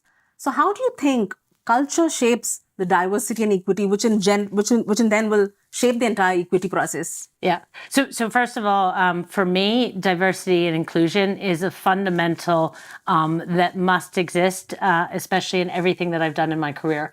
I mean, we build technology solutions for a global community of citizens that come from different perspectives and backgrounds.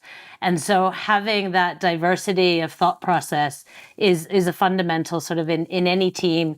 And I truly believe that it builds better solutions. I think what I've realized throughout sort of my career and as I moved around different locations is the importance of being intellectually curious, understanding people, understanding their background, their experience, where they come from, and truly learning about them, but also giving them a platform to share and express.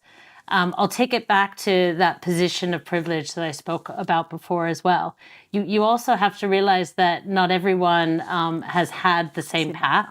And especially in certain countries, cultures, depending on whether your gender, your ethnicity, it's not so straightforward. Right. And you have to sort of appreciate everyone's personal sort of challenges and how to sort of help them sort of overcome them. And be inclusive. Yeah.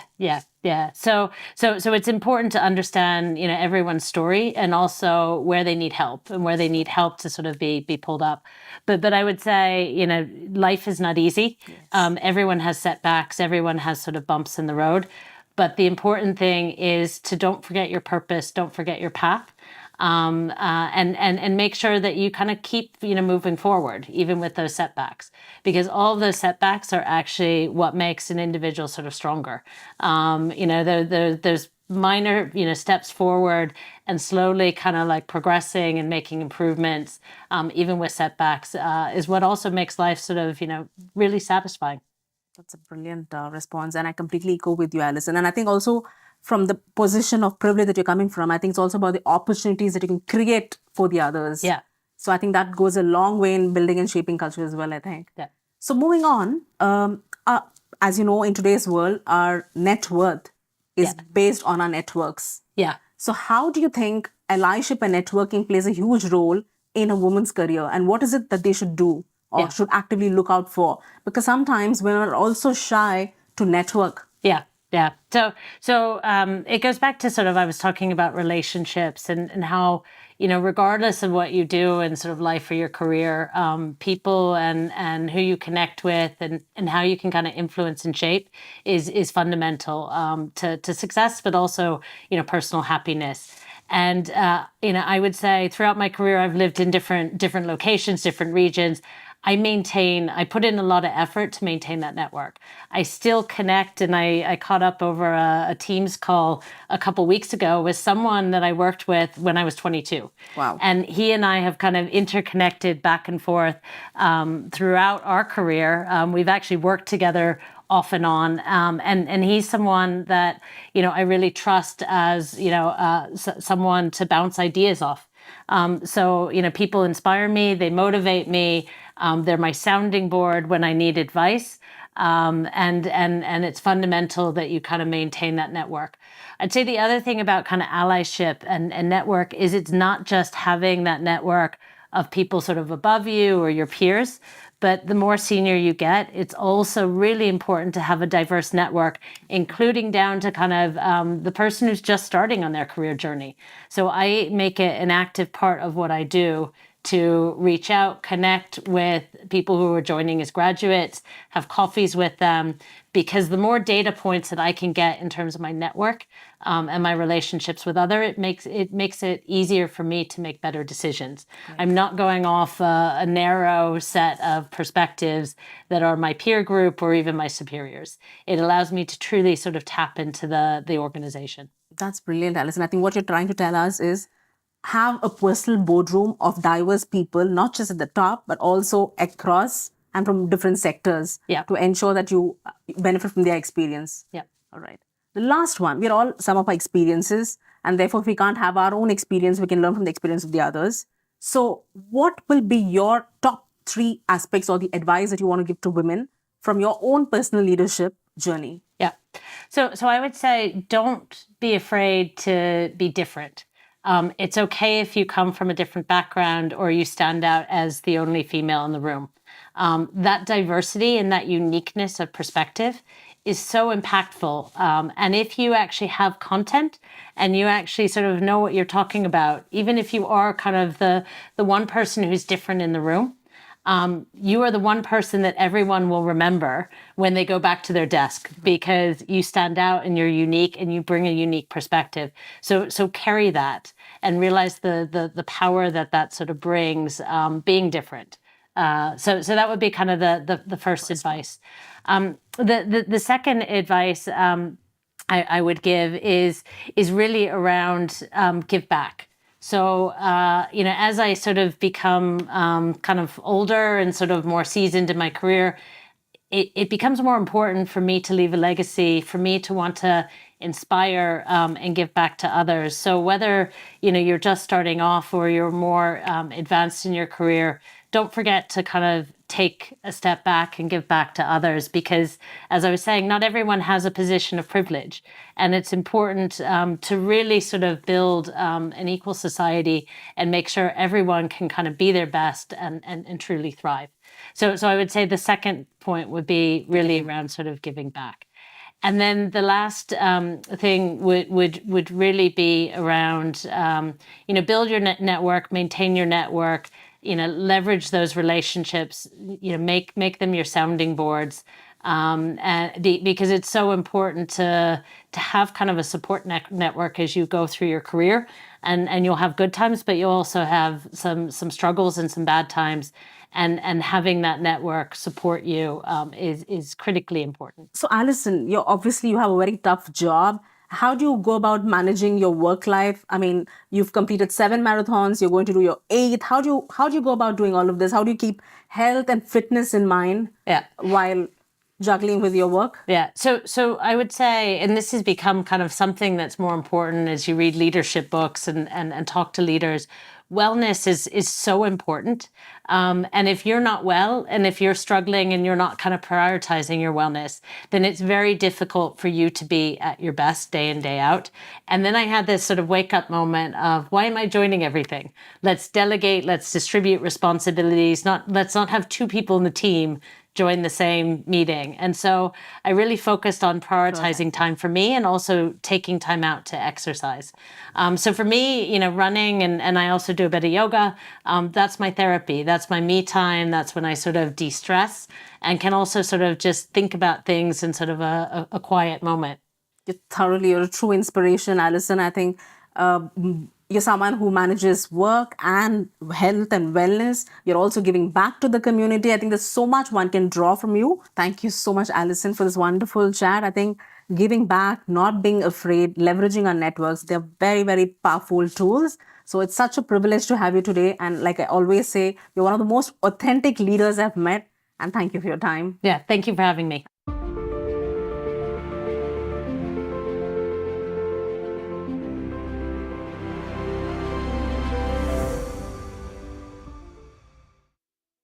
Thank you, Alison, for sharing your personal experiences, reflecting your authentic leadership in creating the right environment, for uplifting others, and for sharing a message of taking risk and challenging oneself.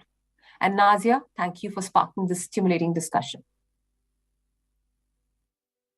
To build on this important aspect of personal branding, our third panel will explore the topic of amplifying personal brand and equity. I invite Dina Temasebi, Director of Corporate Communications and Employer Branding at Infosys, to take the stage. She's a communications leader with 15 plus years of experience and leads corporate communications, public relations, and employer branding for Infosys in the EMEA region. I'll request Dina to introduce the panelists and take the discussion ahead. Dina, the stage is all yours.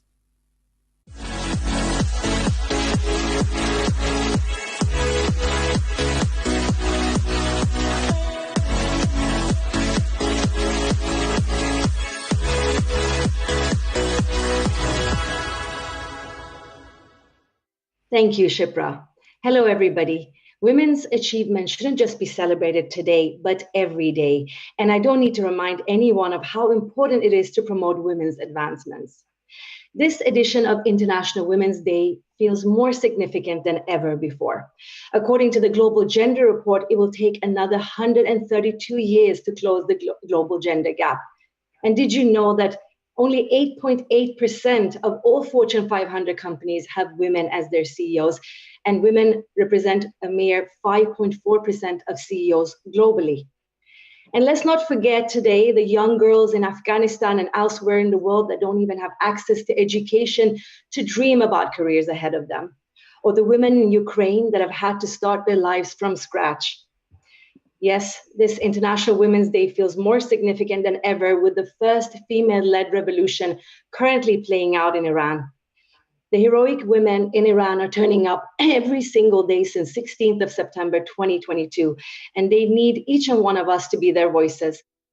Moving on to the topic of our panel discussion today, in high-performing organizations at certain levels, it's not enough to just be good, you have to be exceptional. And to clearly differentiate the value that you bring to the table, you need much more than a good reputation. You need an outstanding personal brand.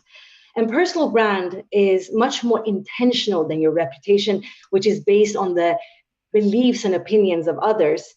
While reputation is your credibility, your personal brand is much more about visibility and the values that you bring outwardly. Today, I am joined by 3 amazing leaders to discuss how we build our personal brand and, more importantly, how we use it to push for equity. Monique Green is the VP for Customer Products at BP. She's responsible for defining and delivering OPP's B2B customer-facing products and management of the delivery squads. She joined the company in 2005 following an extensive consulting experience in business change and technology. She has a BA and MA in electronic engineering and lives here in London with her husband and 2 daughters. Hello, Monique. Hello, thanks for having me. We also have Inge Musen, Head of Manufacturing, Logistics and Quality Systems for Toyota Motors in Europe. She has been working for Toyota Motor Europe for 20 years and has held several different management positions in the European IT department. And before joining the company, she worked for many startups in telco space in the UK, in Netherlands and Ireland. She has a master's in economics and finance and a postgraduate in risk management. She lives in Antwerp, Belgium, together with her daughter and son. Hello, Inge. Hello, everybody. And last but not least, we have Ninush Habashian, Head of Group Channels at Swedbank. She leads the organization responsible for development and maintenance of all digital, remote and physical channel applications at Swedbank. And before joining the company, she held various commercial and strategic leading positions within the telco industry. And she has also had extensive experience within the manufacturing industry. Ninush has a master's in science degree, and she lives in Stockholm with her family. Hi, Ninush. Hi. Hi, everybody. Hello. Lovely to have you ladies with us today. Thank you so much for making time.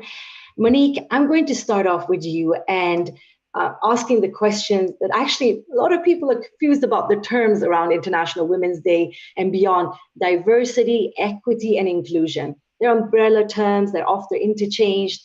How would you define these terms and as they relate to women in your industry?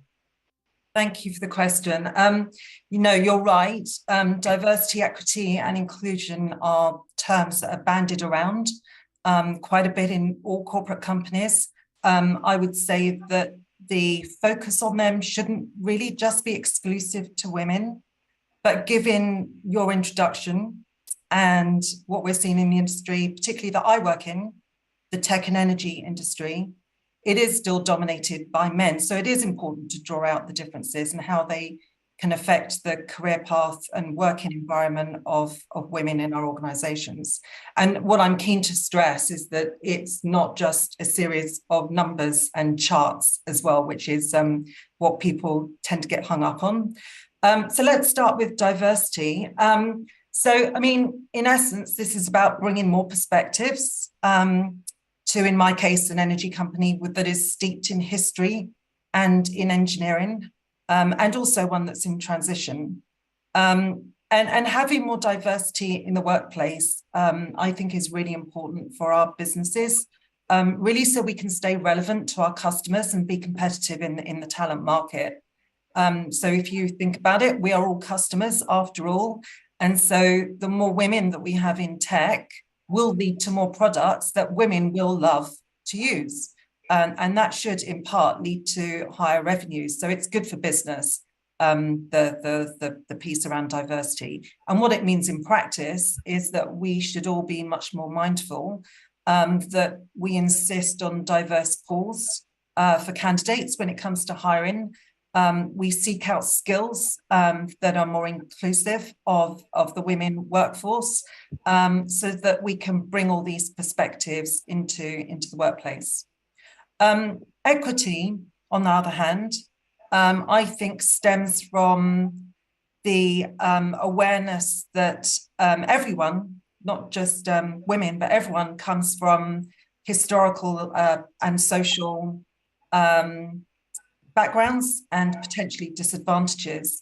So this is really about not treating everyone the same. So not treating all women the same with the same program, but really sort of getting to a really core understanding of everyone as an individual and what makes them tick and the background that they've come from, so that you can tailor the career path for them and tailor what it means for them to be successful in whatever path that they choose. So for me, that's getting to equality, but by understanding that everyone comes from a different starting place. And then inclusion for me, quite simply, is clearly very important and is much more about hearing the quietest voice in the room. And all three need to work in harmony, diversity, equity, and inclusion, for us to really change the dial of women in the workplace and what they can bring. Thank you, Monique. That was really helpful. Thank you for clarifying some of these terms. I am still surprised that so many people don't know the differences. So it's really good that we're able to explain them for everybody, and so we can be on the same page when we have discussions. You've had an exceptional career and you have a fantastic personal brand. Would you be able to share your journey of how you've created this brand and some tips for the women joining us today? I would say that it's not always been that intentional. So for women who are watching this, I would say, don't worry, you know, if you're early in your career and you haven't figured it out, that's fine. I would say, I think the most important things are to be authentic to yourself, be self-aware, ask your friends, your colleagues, your family, what reputation they think you have. And so you've got a bit more awareness, and also think about what you hold as valuable for you. So I think values are really important. And then I think your brand will come. As long as it's authentic and it's true to your values, then I think it will take shape.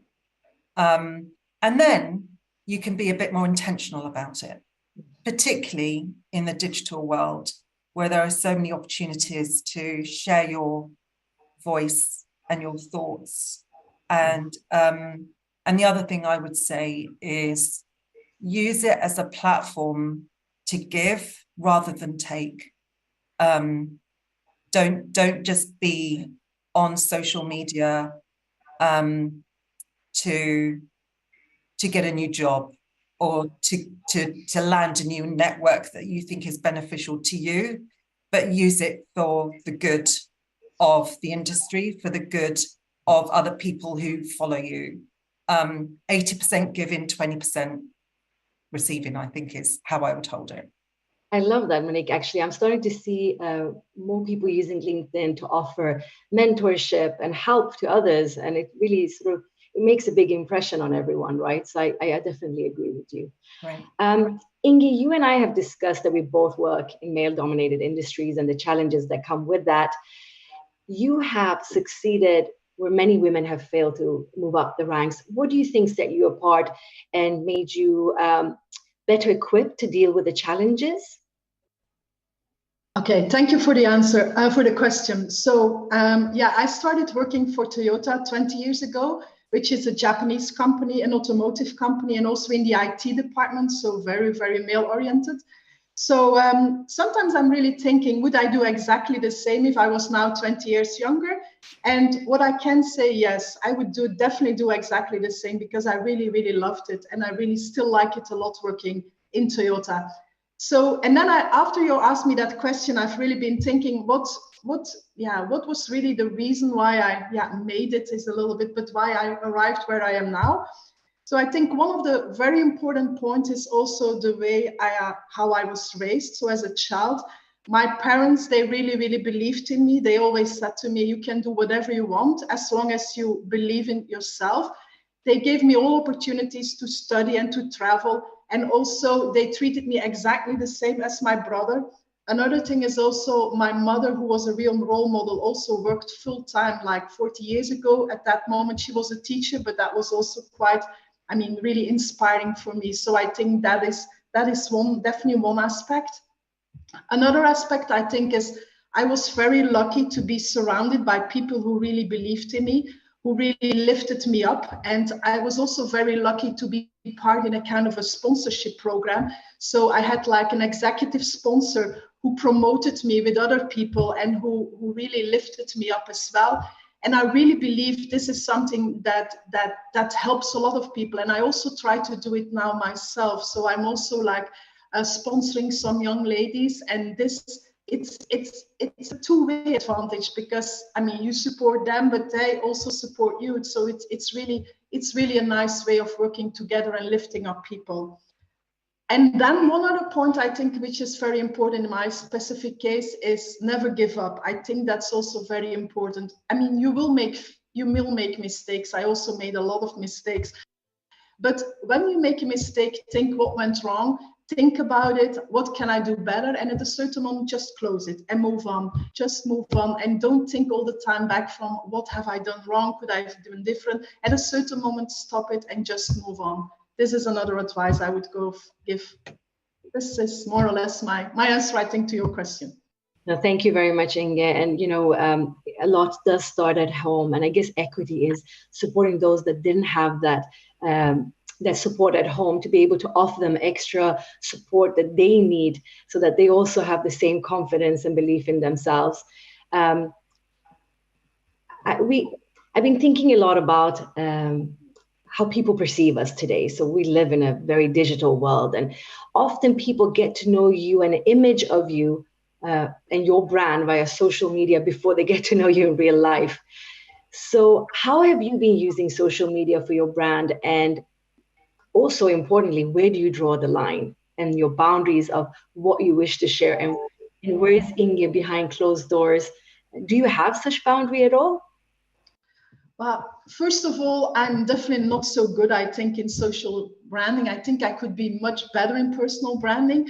But I also believe really, like, you have to be authentic. You really have to have your own values. You really have to believe what you're saying. And for me personally, and also to be very trustful, this is also what I think is very important. Now, to build that up, I think it's very difficult to build that up on social media. What I do think is you have to build that up with working with people, and also, to build relationship in the real life. Now, what I also do think is that social media can support your brand. Once you have established, okay, this is the type of person, or this is the type of leader you want to be, I do believe that social media can support you. It's one aspect of yourself. And then what I try to do from time to time is, like, when there are certain articles that I really like that are supporting my vision, also publish them on LinkedIn. These are things that I definitely do. Now, on the other hand, I also try to really segregate my personal and my professional life. So I don't post that much about my personal life, definitely not about my family. So this is something where I strictly make the boundaries. So I definitely use social media to promote some certain things in business, but not for my personal life. Yeah, I understand. And I think it's, we're seeing with Gen Z, they're quite different in a way that the lines blur. They want to be able to be themselves on social media and at work and everywhere else. And I'm noticing, for example, my own generation, I like to draw quite a strict line. I think it's all is possible as long as you're authentic in both your identities. And, there's no problem being able to separate both if you need to and wish to do so. Ninush, I have a question for you. The word authenticity has come up quite a few times during this discussion. But some people say that your personal brand doesn't need to necessarily reflect where you are today, but the vision you have for yourself in the future, because there's so many people starting out and they know where they want to be, but they're not there yet. We have fake it till you make it, all kinds of slogans that go with it. But, what do you think? Do you think that brand is something that can be revised to evolve and fine tune? And if so, how have you invested in your own self-improvement and to reach your max potential? I mean, to be honest, I think what is important, I think that's the things that both Inge and Monique said, is that to be yourself, be authentic. And I think your brand should really reflect your core values, who you are and who you want to be perceived. And trying to fake it to someone else, I mean, people are smart, social media is smart. So after twice, third time, it will leak, and then you will be perceived fake. And then you cannot build your trust and the foundation that you can use further. But with that said, I strongly believe that you need to have a vision and a target who you want to become. I mean, we have it for the business, we have targets. For your private life, you have goals. You should have it for individual development as well. And I believe, and what I have been using, is to use your personal brand to show your path, your journey to become the vision you want to be, and show that that road is really bumpy. I mean, there is no superhero, Superman, or Superwoman who will be there at once. All of us have taken steps, good and bad steps. And I think if you can show that, that is okay to take those bumpy steps, as Inga said, and accept it and go forward, that will make you more human and make your personal brand even stronger. I agree with you, Ninush, actually. You know, there's so often in your LinkedIn feed, you see these perfect leaders that, you know, are so well put together and represented on social media. And then you have those truly inspiring leaders that are able to admit, you know, the bumpy road that they have gone through. And I think those are the ones that have made the biggest impression on me. So yeah, I agree with you there. Ninush, I've been thinking about social media because we've had this discussion, off camera as well. And, how do you go about sourcing content for your social media? Actually, this question should have gone to all the ladies. And of course, there's Ninush as the individual and Ninush as the professional. Mm-hmm. So when there's things happening, human rights, right matters that are happening, where do you decide I'm going to post about this on LinkedIn, or I'm going to post about this on other social media? How do you decide what to post and what's appropriate when you represent Swedbank? I mean, here I'm living in Nordics, Northern Europe, and I have the privilege that I can really choose what employee I want to work with and how their core values are incorporated with mine. So I would, the employers that I have been chosen, they have that. So it's not a big contradictory. But what is important is that we as individuals, but also as representatives for the bank, people, you cannot choose today I'm Ninush, tomorrow I'm Swedbank. It is your audience who chooses how to see you. So having that balance continuously is important. And I think if you can combine your core values with the company's core values, there you can both increase your brand awareness, your brand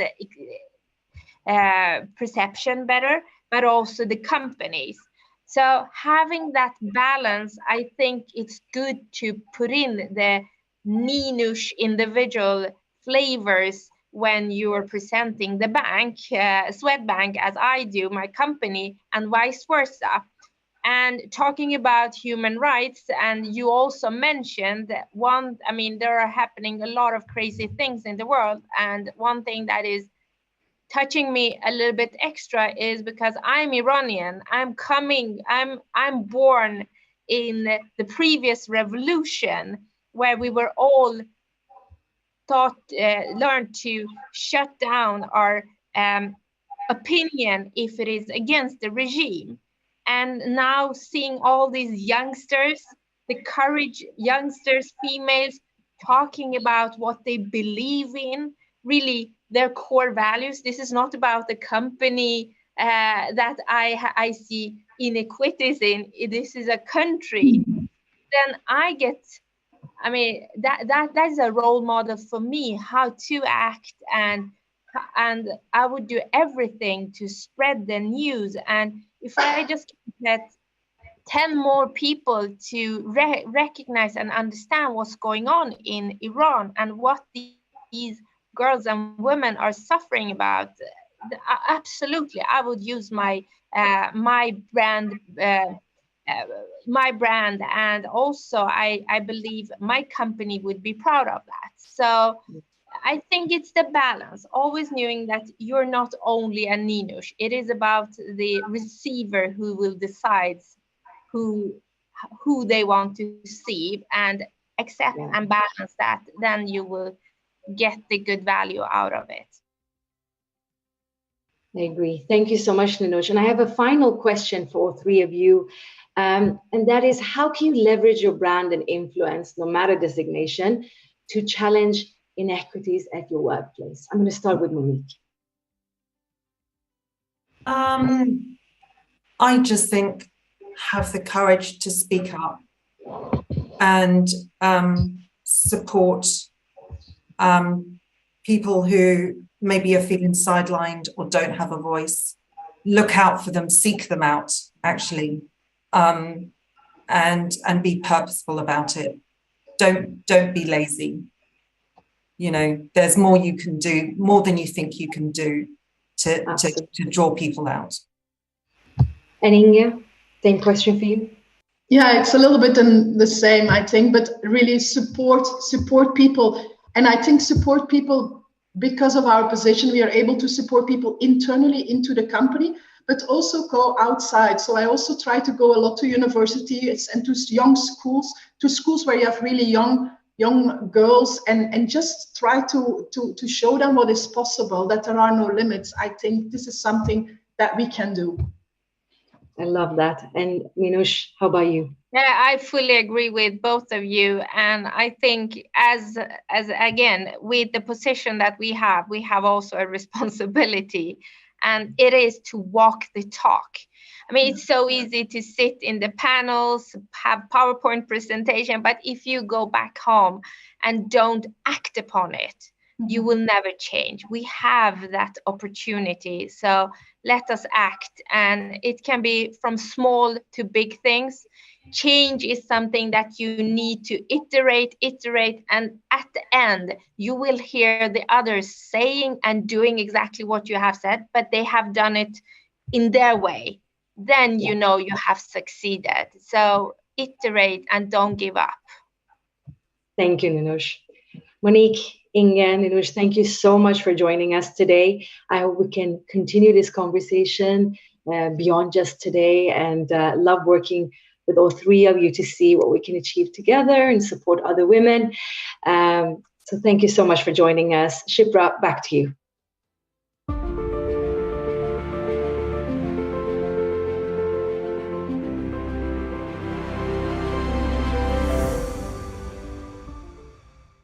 Thank you, Dina, Inge, Monique, and Minouche for that inspiring discussion. Your message on having a core understanding of others, and above all, being authentic, was perfect.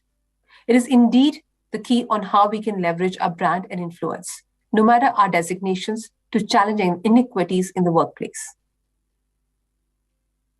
All right, up next is our next panel discussion led by Dr. Hema Prem, Vice President, Europe Insurance at Infosys.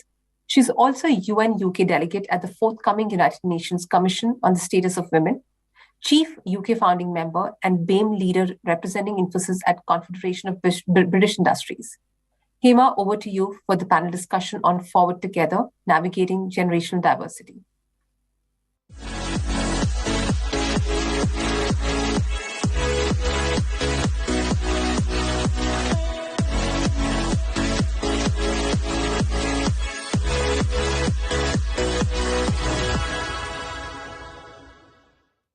Thank you, Shipra. I'm both honored and elated with equal measure to join the panel as a moderator. Welcome to each and every member of the audience to the panel, Forward Together, Navigating Generational Diversity. The word generational diversity triggers a number of thoughts to me personally. Actually, coming to think of it, what a time we are living in. Our workspaces in recent years have become much more age diverse, isn't it? Think of it, we have about 4 to 5 generations working side by side today. The traditionalists, the boomers, Generation X, the millennials, Generation Z, and whatnot. So our workforce clearly has been increasingly varied in terms of age, right from seasoned baby boomers with years of experience to the Generation Z who are constantly connected. And statistics indeed show the many benefits of employing a team that spans across generations. Having said that, on the other hand, each generation has their own unique style, their needs, their goals, their traits that every leader needs to consider. So managing such an age-diverse workforce is no easy task whatsoever. So with this as the backdrop, I would now like to invite three very powerful industry leaders and our esteemed guests to join me on this conversation and share their perspectives. And I'm sure their insights will lead to a better understanding and appreciation of the topic at hand. First up with me, we have Jennifer Curran. Jennifer is with Deutsche Bank and joining us from the US. And she just mentioned to me that she's now dialing in from India for us. Jennifer leads the Sustainability, Culture, and Talent team with TDI, Technology, Data, and Innovation, to focus on delivering the bank's ESG strategy. Additionally, as the Americas head of TDI, Jennifer's role includes interfacing with the bank's US regulators. Prior to this, Jennifer has served Deutsche Bank as a Group Chief Data Officer. A very good morning and welcome, Jennifer. Next up, we have Karen McElhatton joining us from the UK. Karen is a Chief Information Officer at Avon International and a non-executive director and an advisory board member. Her 20 years plus experience of international experience is in the technology profession is spread across consumer, retail, and automotive sectors. A very well-known individual and a leader in the D&I space for us. Welcome, Karen. Joining them next is Marisa Focchio, Vice President with Digital Product Operations and Applied Standards at British Petroleum and based in the UK. Marisa is passionate about digital, is a mental health champion in a professional community, and a supporter of diversity and inclusion. Furthermore, in order to give it back to her society and the community where she comes from, that's Greece, she's recently founded Curious IQ, an NGO with a vision of providing digital education to the underprivileged groups. Welcome. So Jennifer, Karen, and Marisa, welcome again. I truly look forward to getting your perspectives on this very important topic of navigating generational diversity. Well, with that, I have come across a recent Harvard Business publication, right, which states that it's not necessary for every person to agree, but it is truly important for them to understand why the organization places a high value on certain issues being discussed. That truly highlights the importance of creating an organization culture where people across all age groups operate and anyone can be vulnerable. And we need to really learn from one another and hence have an inclusive decision-making process indeed is getting much more paramount importance. So this question is to all the three of you, but I'll start with Jennifer. So as leaders, how do you inculcate this culture in your sphere of influence? Over to you, Jennifer. Thanks so much, Hima. So I think generational diversity is an interesting concept because we are facing, as you pointed out, a situation where we have 5 different generations interacting in the workplace, which probably has never happened in the history of since the Industrial Revolution. And I think it creates issues around communication, how we communicate, the modes that we use to communicate. We fall into negative stereotypes because of this perceived inability to communicate with each other. And we have very different employee expectations across these generational areas. And I think you really need to focus on how can you create this culture of understanding. So to make the space safe so that we can understand what each other is going through. And I think there are a couple really easy mechanisms that you can put in place to drive that make that understanding a little more natural. Reverse mentoring, things like coaching or mentoring circles, where you put people together in a situation to solve a problem together that is separate from their workday, so that they can start to appreciate the diversity of thought, because that's what we're getting from different generations, right? We're getting experience, skill set, and diversity of thought. And so I think that is key, but then also ensuring that you as a leader challenge when harmful stereotypes come up, so that we can really try to create that clear, safe space that we can all come to work and be ourselves in our workspace. And then to really take two things: be clear about what communication is appropriate for me, that I prefer, and how I can adhere to yours and adjust, but also to respect boundaries, and really create that culture of acceptance. So I think there's quite a few ways we can address it. And reverse mentoring is always a good one, but I think coaching circles, mentoring circles, where you bring people from multiple levels in an organization, multiple genders, multiple ages, really creates an opportunity for us to solve problems together and hear other perspectives. We run a whole series of them at Deutsche Bank, and they're so effective because we align on a Teams chat beforehand on the topic we want to solve. So it's kind of independent to our workday, but it allows us to kind of help and troubleshoot with the purpose of helping each other. Wonderful insights, Jennifer, particularly reverse mentoring, coaching. You spoke about challenging harmful stereotypes, and that's really stood out quite a bit, right? And it is a talent to really stand up for this, right? Respecting boundaries, culture of acceptance as the overarching theme sounds very, very pertinent. Absolutely. Karen, what about yourself? What are your views on this? Gosh. Jennifer's a hard act to follow, isn't she?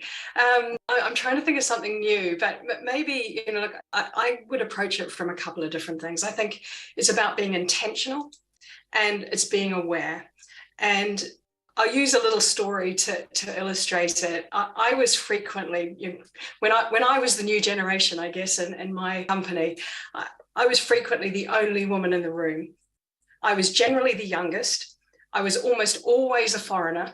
And I was definitely the only geek, because that was the time when geeks weren't cool. So yeah, that was my background growing up. But what I chose to do was embrace those differences. And I would always, if I disagree, I'd say so. If I had an idea, I'd share it. If I needed something, I'd ask for it. It never, ever occurred to me not to do that, because I had learned two very valuable lessons from my grandmother. The first one was girls can do anything. And the second one was give it a go, which means just try your best. However, in my early 30s, I had a female manager who I deeply, deeply respected, who said something that changed my approach. And as a result, I was less inclined to speak up because I was afraid. I was afraid of being too direct, too abrasive, too opinionated, not wearing the right clothes, not saying the right thing. And so I stopped fighting for what I needed. And as a result of that, I stopped enjoying my work. And obviously my career took a little bit of a pause as a result of that. And then I was fortunate enough to get a new manager. And he said to me, I really would like to hear what you think. And he kept going at me until I was prepared to share it again. And so I think, he made the difference for me, actually. When I would have thought it was my female manager that would have done it, it was actually the male manager who did it. And I think it was all about my perception of risk. As I got more senior, my perception of risk changed. And I had this voice, not only my own, but the one of this manager's in the back of my head, challenging how I approach things. So as I look now as a leader, I try to be very, very conscious of those small remarks that can make a huge difference to an individual, that changes their perception of risk, that makes it not safe to say what they think or what they do.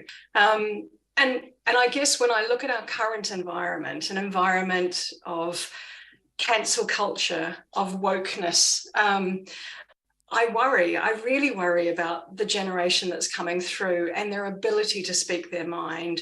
And so that's bad for the world, and it's bad for business, and it's really bad for women. So creating an environment where I encourage, where I make it safe, where for people who are curious, for people who bring something new, I think those are the types of things that we can do. So it's being very intentional and being very aware, particularly as you lead other people. Wonderful, Karen. Thinking of it, it resonates so well with my narrative too. the kind of early inspiration from your own grandmother, the fact that men as allies and looking at them as your own ecosystem, I think is fantastic. And then being able to create an environment, which you spoke about, right? Being very aware, being very intentional, making every individual in the organization, making them feel safe. I think these are some brilliant takeaways. Thank you, Karen. Over to you, Marisa. Thank you, Hema. And I think Karen and Jennifer pretty much covered it all for me. I'm just probably going to add and summarize a few points because some of the examples really resonate with my day-to-day life. And the reality is that the generational range that we have has always existed. But for me, what's really intense this time around is the diversity in skill set from the older generation to the youngest generation, where we basically teach one another, which I think is what makes it powerful. But what makes it challenging is the vulnerability part that both Jennifer and Karen touched on. And if you think of our generation, older generations, we're trained in a way from our school system to be perfect at our schools, perfect at our jobs. We always have the answers. And this is sort of like the enemy of vulnerability, because if in your mind you have to be perfect all the time, it's really hard to say, I don't know the answer. Can you help me with this? And this is where reverse mentoring is a fantastic tool, because it brings that vulnerability to life, where you have a very young mentor teaching you something you don't know, but you're coming into it open to accept it, which is very different when you're facing your day-to-day situation where you feel like you have to give the answer. So how do we become vulnerable? And to become vulnerable, you really need to feel that there's psychological safety around you. And this is both for the people in the older generations or the more senior positions, as well as the younger generations. And the reality is that we as managers, we create the weather, right? So what we really want to create is a climate where people feel that they're valued for their individual contributions, that they can freely speak up without being judged or punished, and that they have the feeling that their opinion, when it's voiced, it can actually bring about some change. So I think we have, as managers, a very important task, or actually a very important role to play here, which is creating that psychological safety. And firstly, us stepping into that vulnerability space and opening up and saying, I'd like to know what you know, so that we can combine our skills and together create something better. What a brilliant narrative, Marisa, thinking of it, right? Indeed, I think in terms of skill set, such varied skill set, it is time that we all learn from each other and teach one another. And a very important dimension that you spoke about is being vulnerable. So we should literally allow each of us to be vulnerable, feel the psychological safety around you, and not being judged. And I think that's such an important dimension, Marisa. Thank you very much for that insights.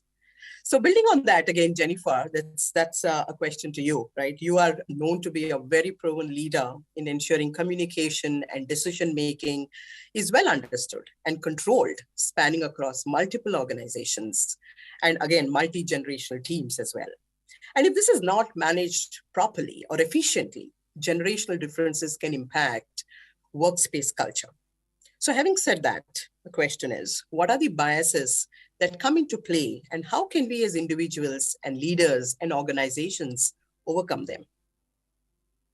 Thanks. So I think it's going to really weave well together all of our discussion points today. I think the biases that show up tend to be ones of, I don't know how to cater to your needs. And instead of being, and I don't know that it's just from a generational perspective. I think this happens across all kinds of diversity. So if we think about underrepresentation as well, the same things happen. I can't relate to you. I'm in a work situation, and I'm forced to relate I can't. And so we're just going to come at loggerheads. And so I think one of the most important things a manager can do, and it goes to what Marisa says around vulnerability, is force the teams to really look at each other as people and create an environment where you can feel respect for each other and you have a voice. You're free to share your voice, whatever stage of life, whatever sex, whatever your diversity orientation is. I think that's what's key. It's interesting. I think Karen said something earlier, and it reminded me of a Peloton ride that I did a few weeks ago, which was, and I love these for little inspirational quotes. You are always going to be too much for some people, and you're going to be not enough for some people. You have to figure out what is enough for you, and you need to be able to bring that to the table. And I think managers, if we can show that vulnerability to our teams, they can be much more open to have that conversation over a cup of coffee with somebody who is a Gen Zer and maybe one of our boomers. So I think that's what's really going to drive the ability to be respectful of each other and be open to understanding those experiences. And then you get the benefit that Marisa talked about, which is learning. The ability to learn across these generations is amazing. And managers need to create an environment where that learning can happen, both forced and more naturally. Wonderful, Jennifer. I love that saying that you mentioned, right? Just enough or just not enough. I think it is about that balance. So thank you. I cannot agree more with you, Jennifer. It's up to us to decide, an individual to decide what is enough for us, right? Wonderful. On that, Karen, coming to you. Look, when we're thinking about generational diversity in particular, there are so many paradigms of work and leadership, that confluence really coming together, correct? So in your vast leadership experience, do you believe there are fundamental differences in the nature of work and the leadership styles due to this confluence? And how do we go about inculcating such leadership across these generations? So I'm probably going to echo what Jennifer said here, because I think stereotypes of any sort are incredibly bad and they're incredibly risky. And so whether that's gender diversity, sexual orientation, religion, I don't know, generations, whatever it might be, I think it's really, really risky. And I think if you look back, whether you're a leader or the workplace, you're creating a workplace where people can succeed. It's really about taking the time to understand an individual and an individual's needs. So it's very easy to stick somebody into a box, and we have suffered as a result of doing that over generations. And you only need to look at the state of the world today to understand the consequence of doing that. So I think, my key takeaway is to be, a generational explorer, or to be a gender explorer, or just to be a human adventurer. And that is one where you take the time to understand a person, really listen to them, really ask them questions, be curious, and then create the environment as a leader where they can succeed. Now, for women, Avon's done a large amount of research recently of 7 countries and thousands of women. And, there are 3 things that really prevent women from succeeding, no matter, or women believe prevent them from succeeding, no matter what their generation. And that is economic success, it's flexibility in work, and it's being able to sort of be entrepreneurial, or start your own business and that kind of thing. And I look at that and I think those are not unique to women, right? Those are things that we can use and leverage for all people in the workforce. So I think the convergence is we now have a range of tools to create great workforces that meet individuals' needs, and it's our responsibility as leaders to make that happen. Wonderful, Karen. And the one that really stood out for me is be that explorer. Take this adventurous trip, right? Listen, truly listen. And I think it is our responsibility to really take this on board and drive the change. Thanks, Karen. So over to you, Marisa. So you have been such a champion for diversity and inclusion within your industry. So within your experience, and I'm sure you must have experienced this yourself, this interplay between multiple generations, isn't it? So in your experience, how do generational differences contribute to team dynamics and workplace culture? Thank you, Hema. I think there's a huge contribution and a lot to learn again from the different generations. When we have people playing more specialist roles that may come from older generations, it gives a sense of knowledge that we know what we're doing, and then we partner it or we pair it with innovation side where potentially a younger person can come in, can contribute from either the science side or the software development side when we talk about digital in my space. So you see a beautiful marriage of deep knowledge and new expertise. That is what we really want to see in innovation, where it can bloom and create new things and new developments.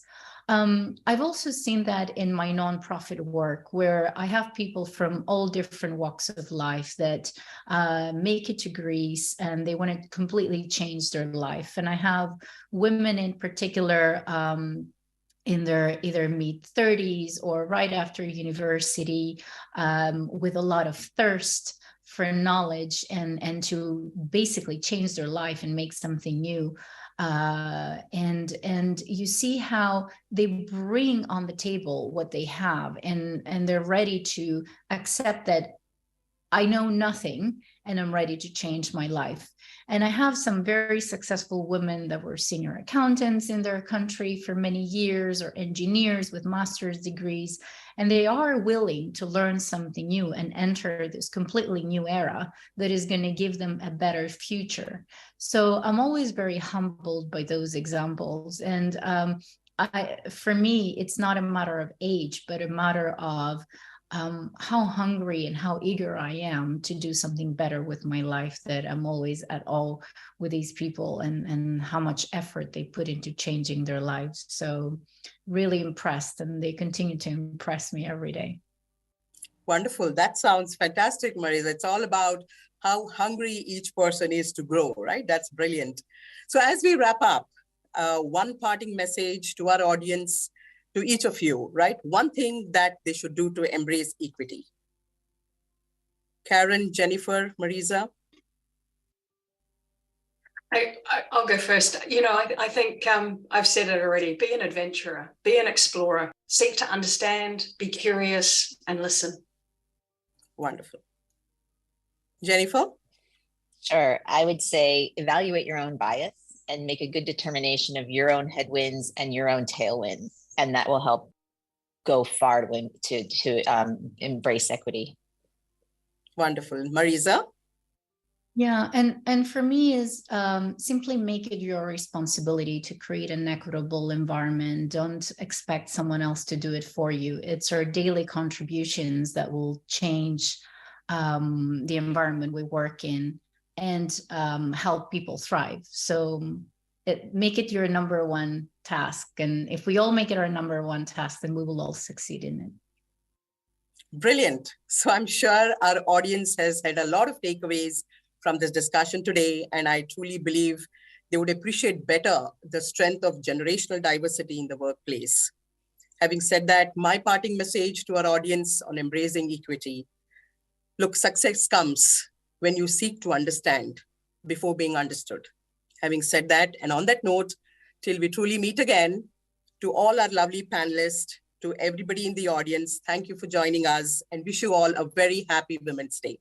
Thank you. Shipra, back to you.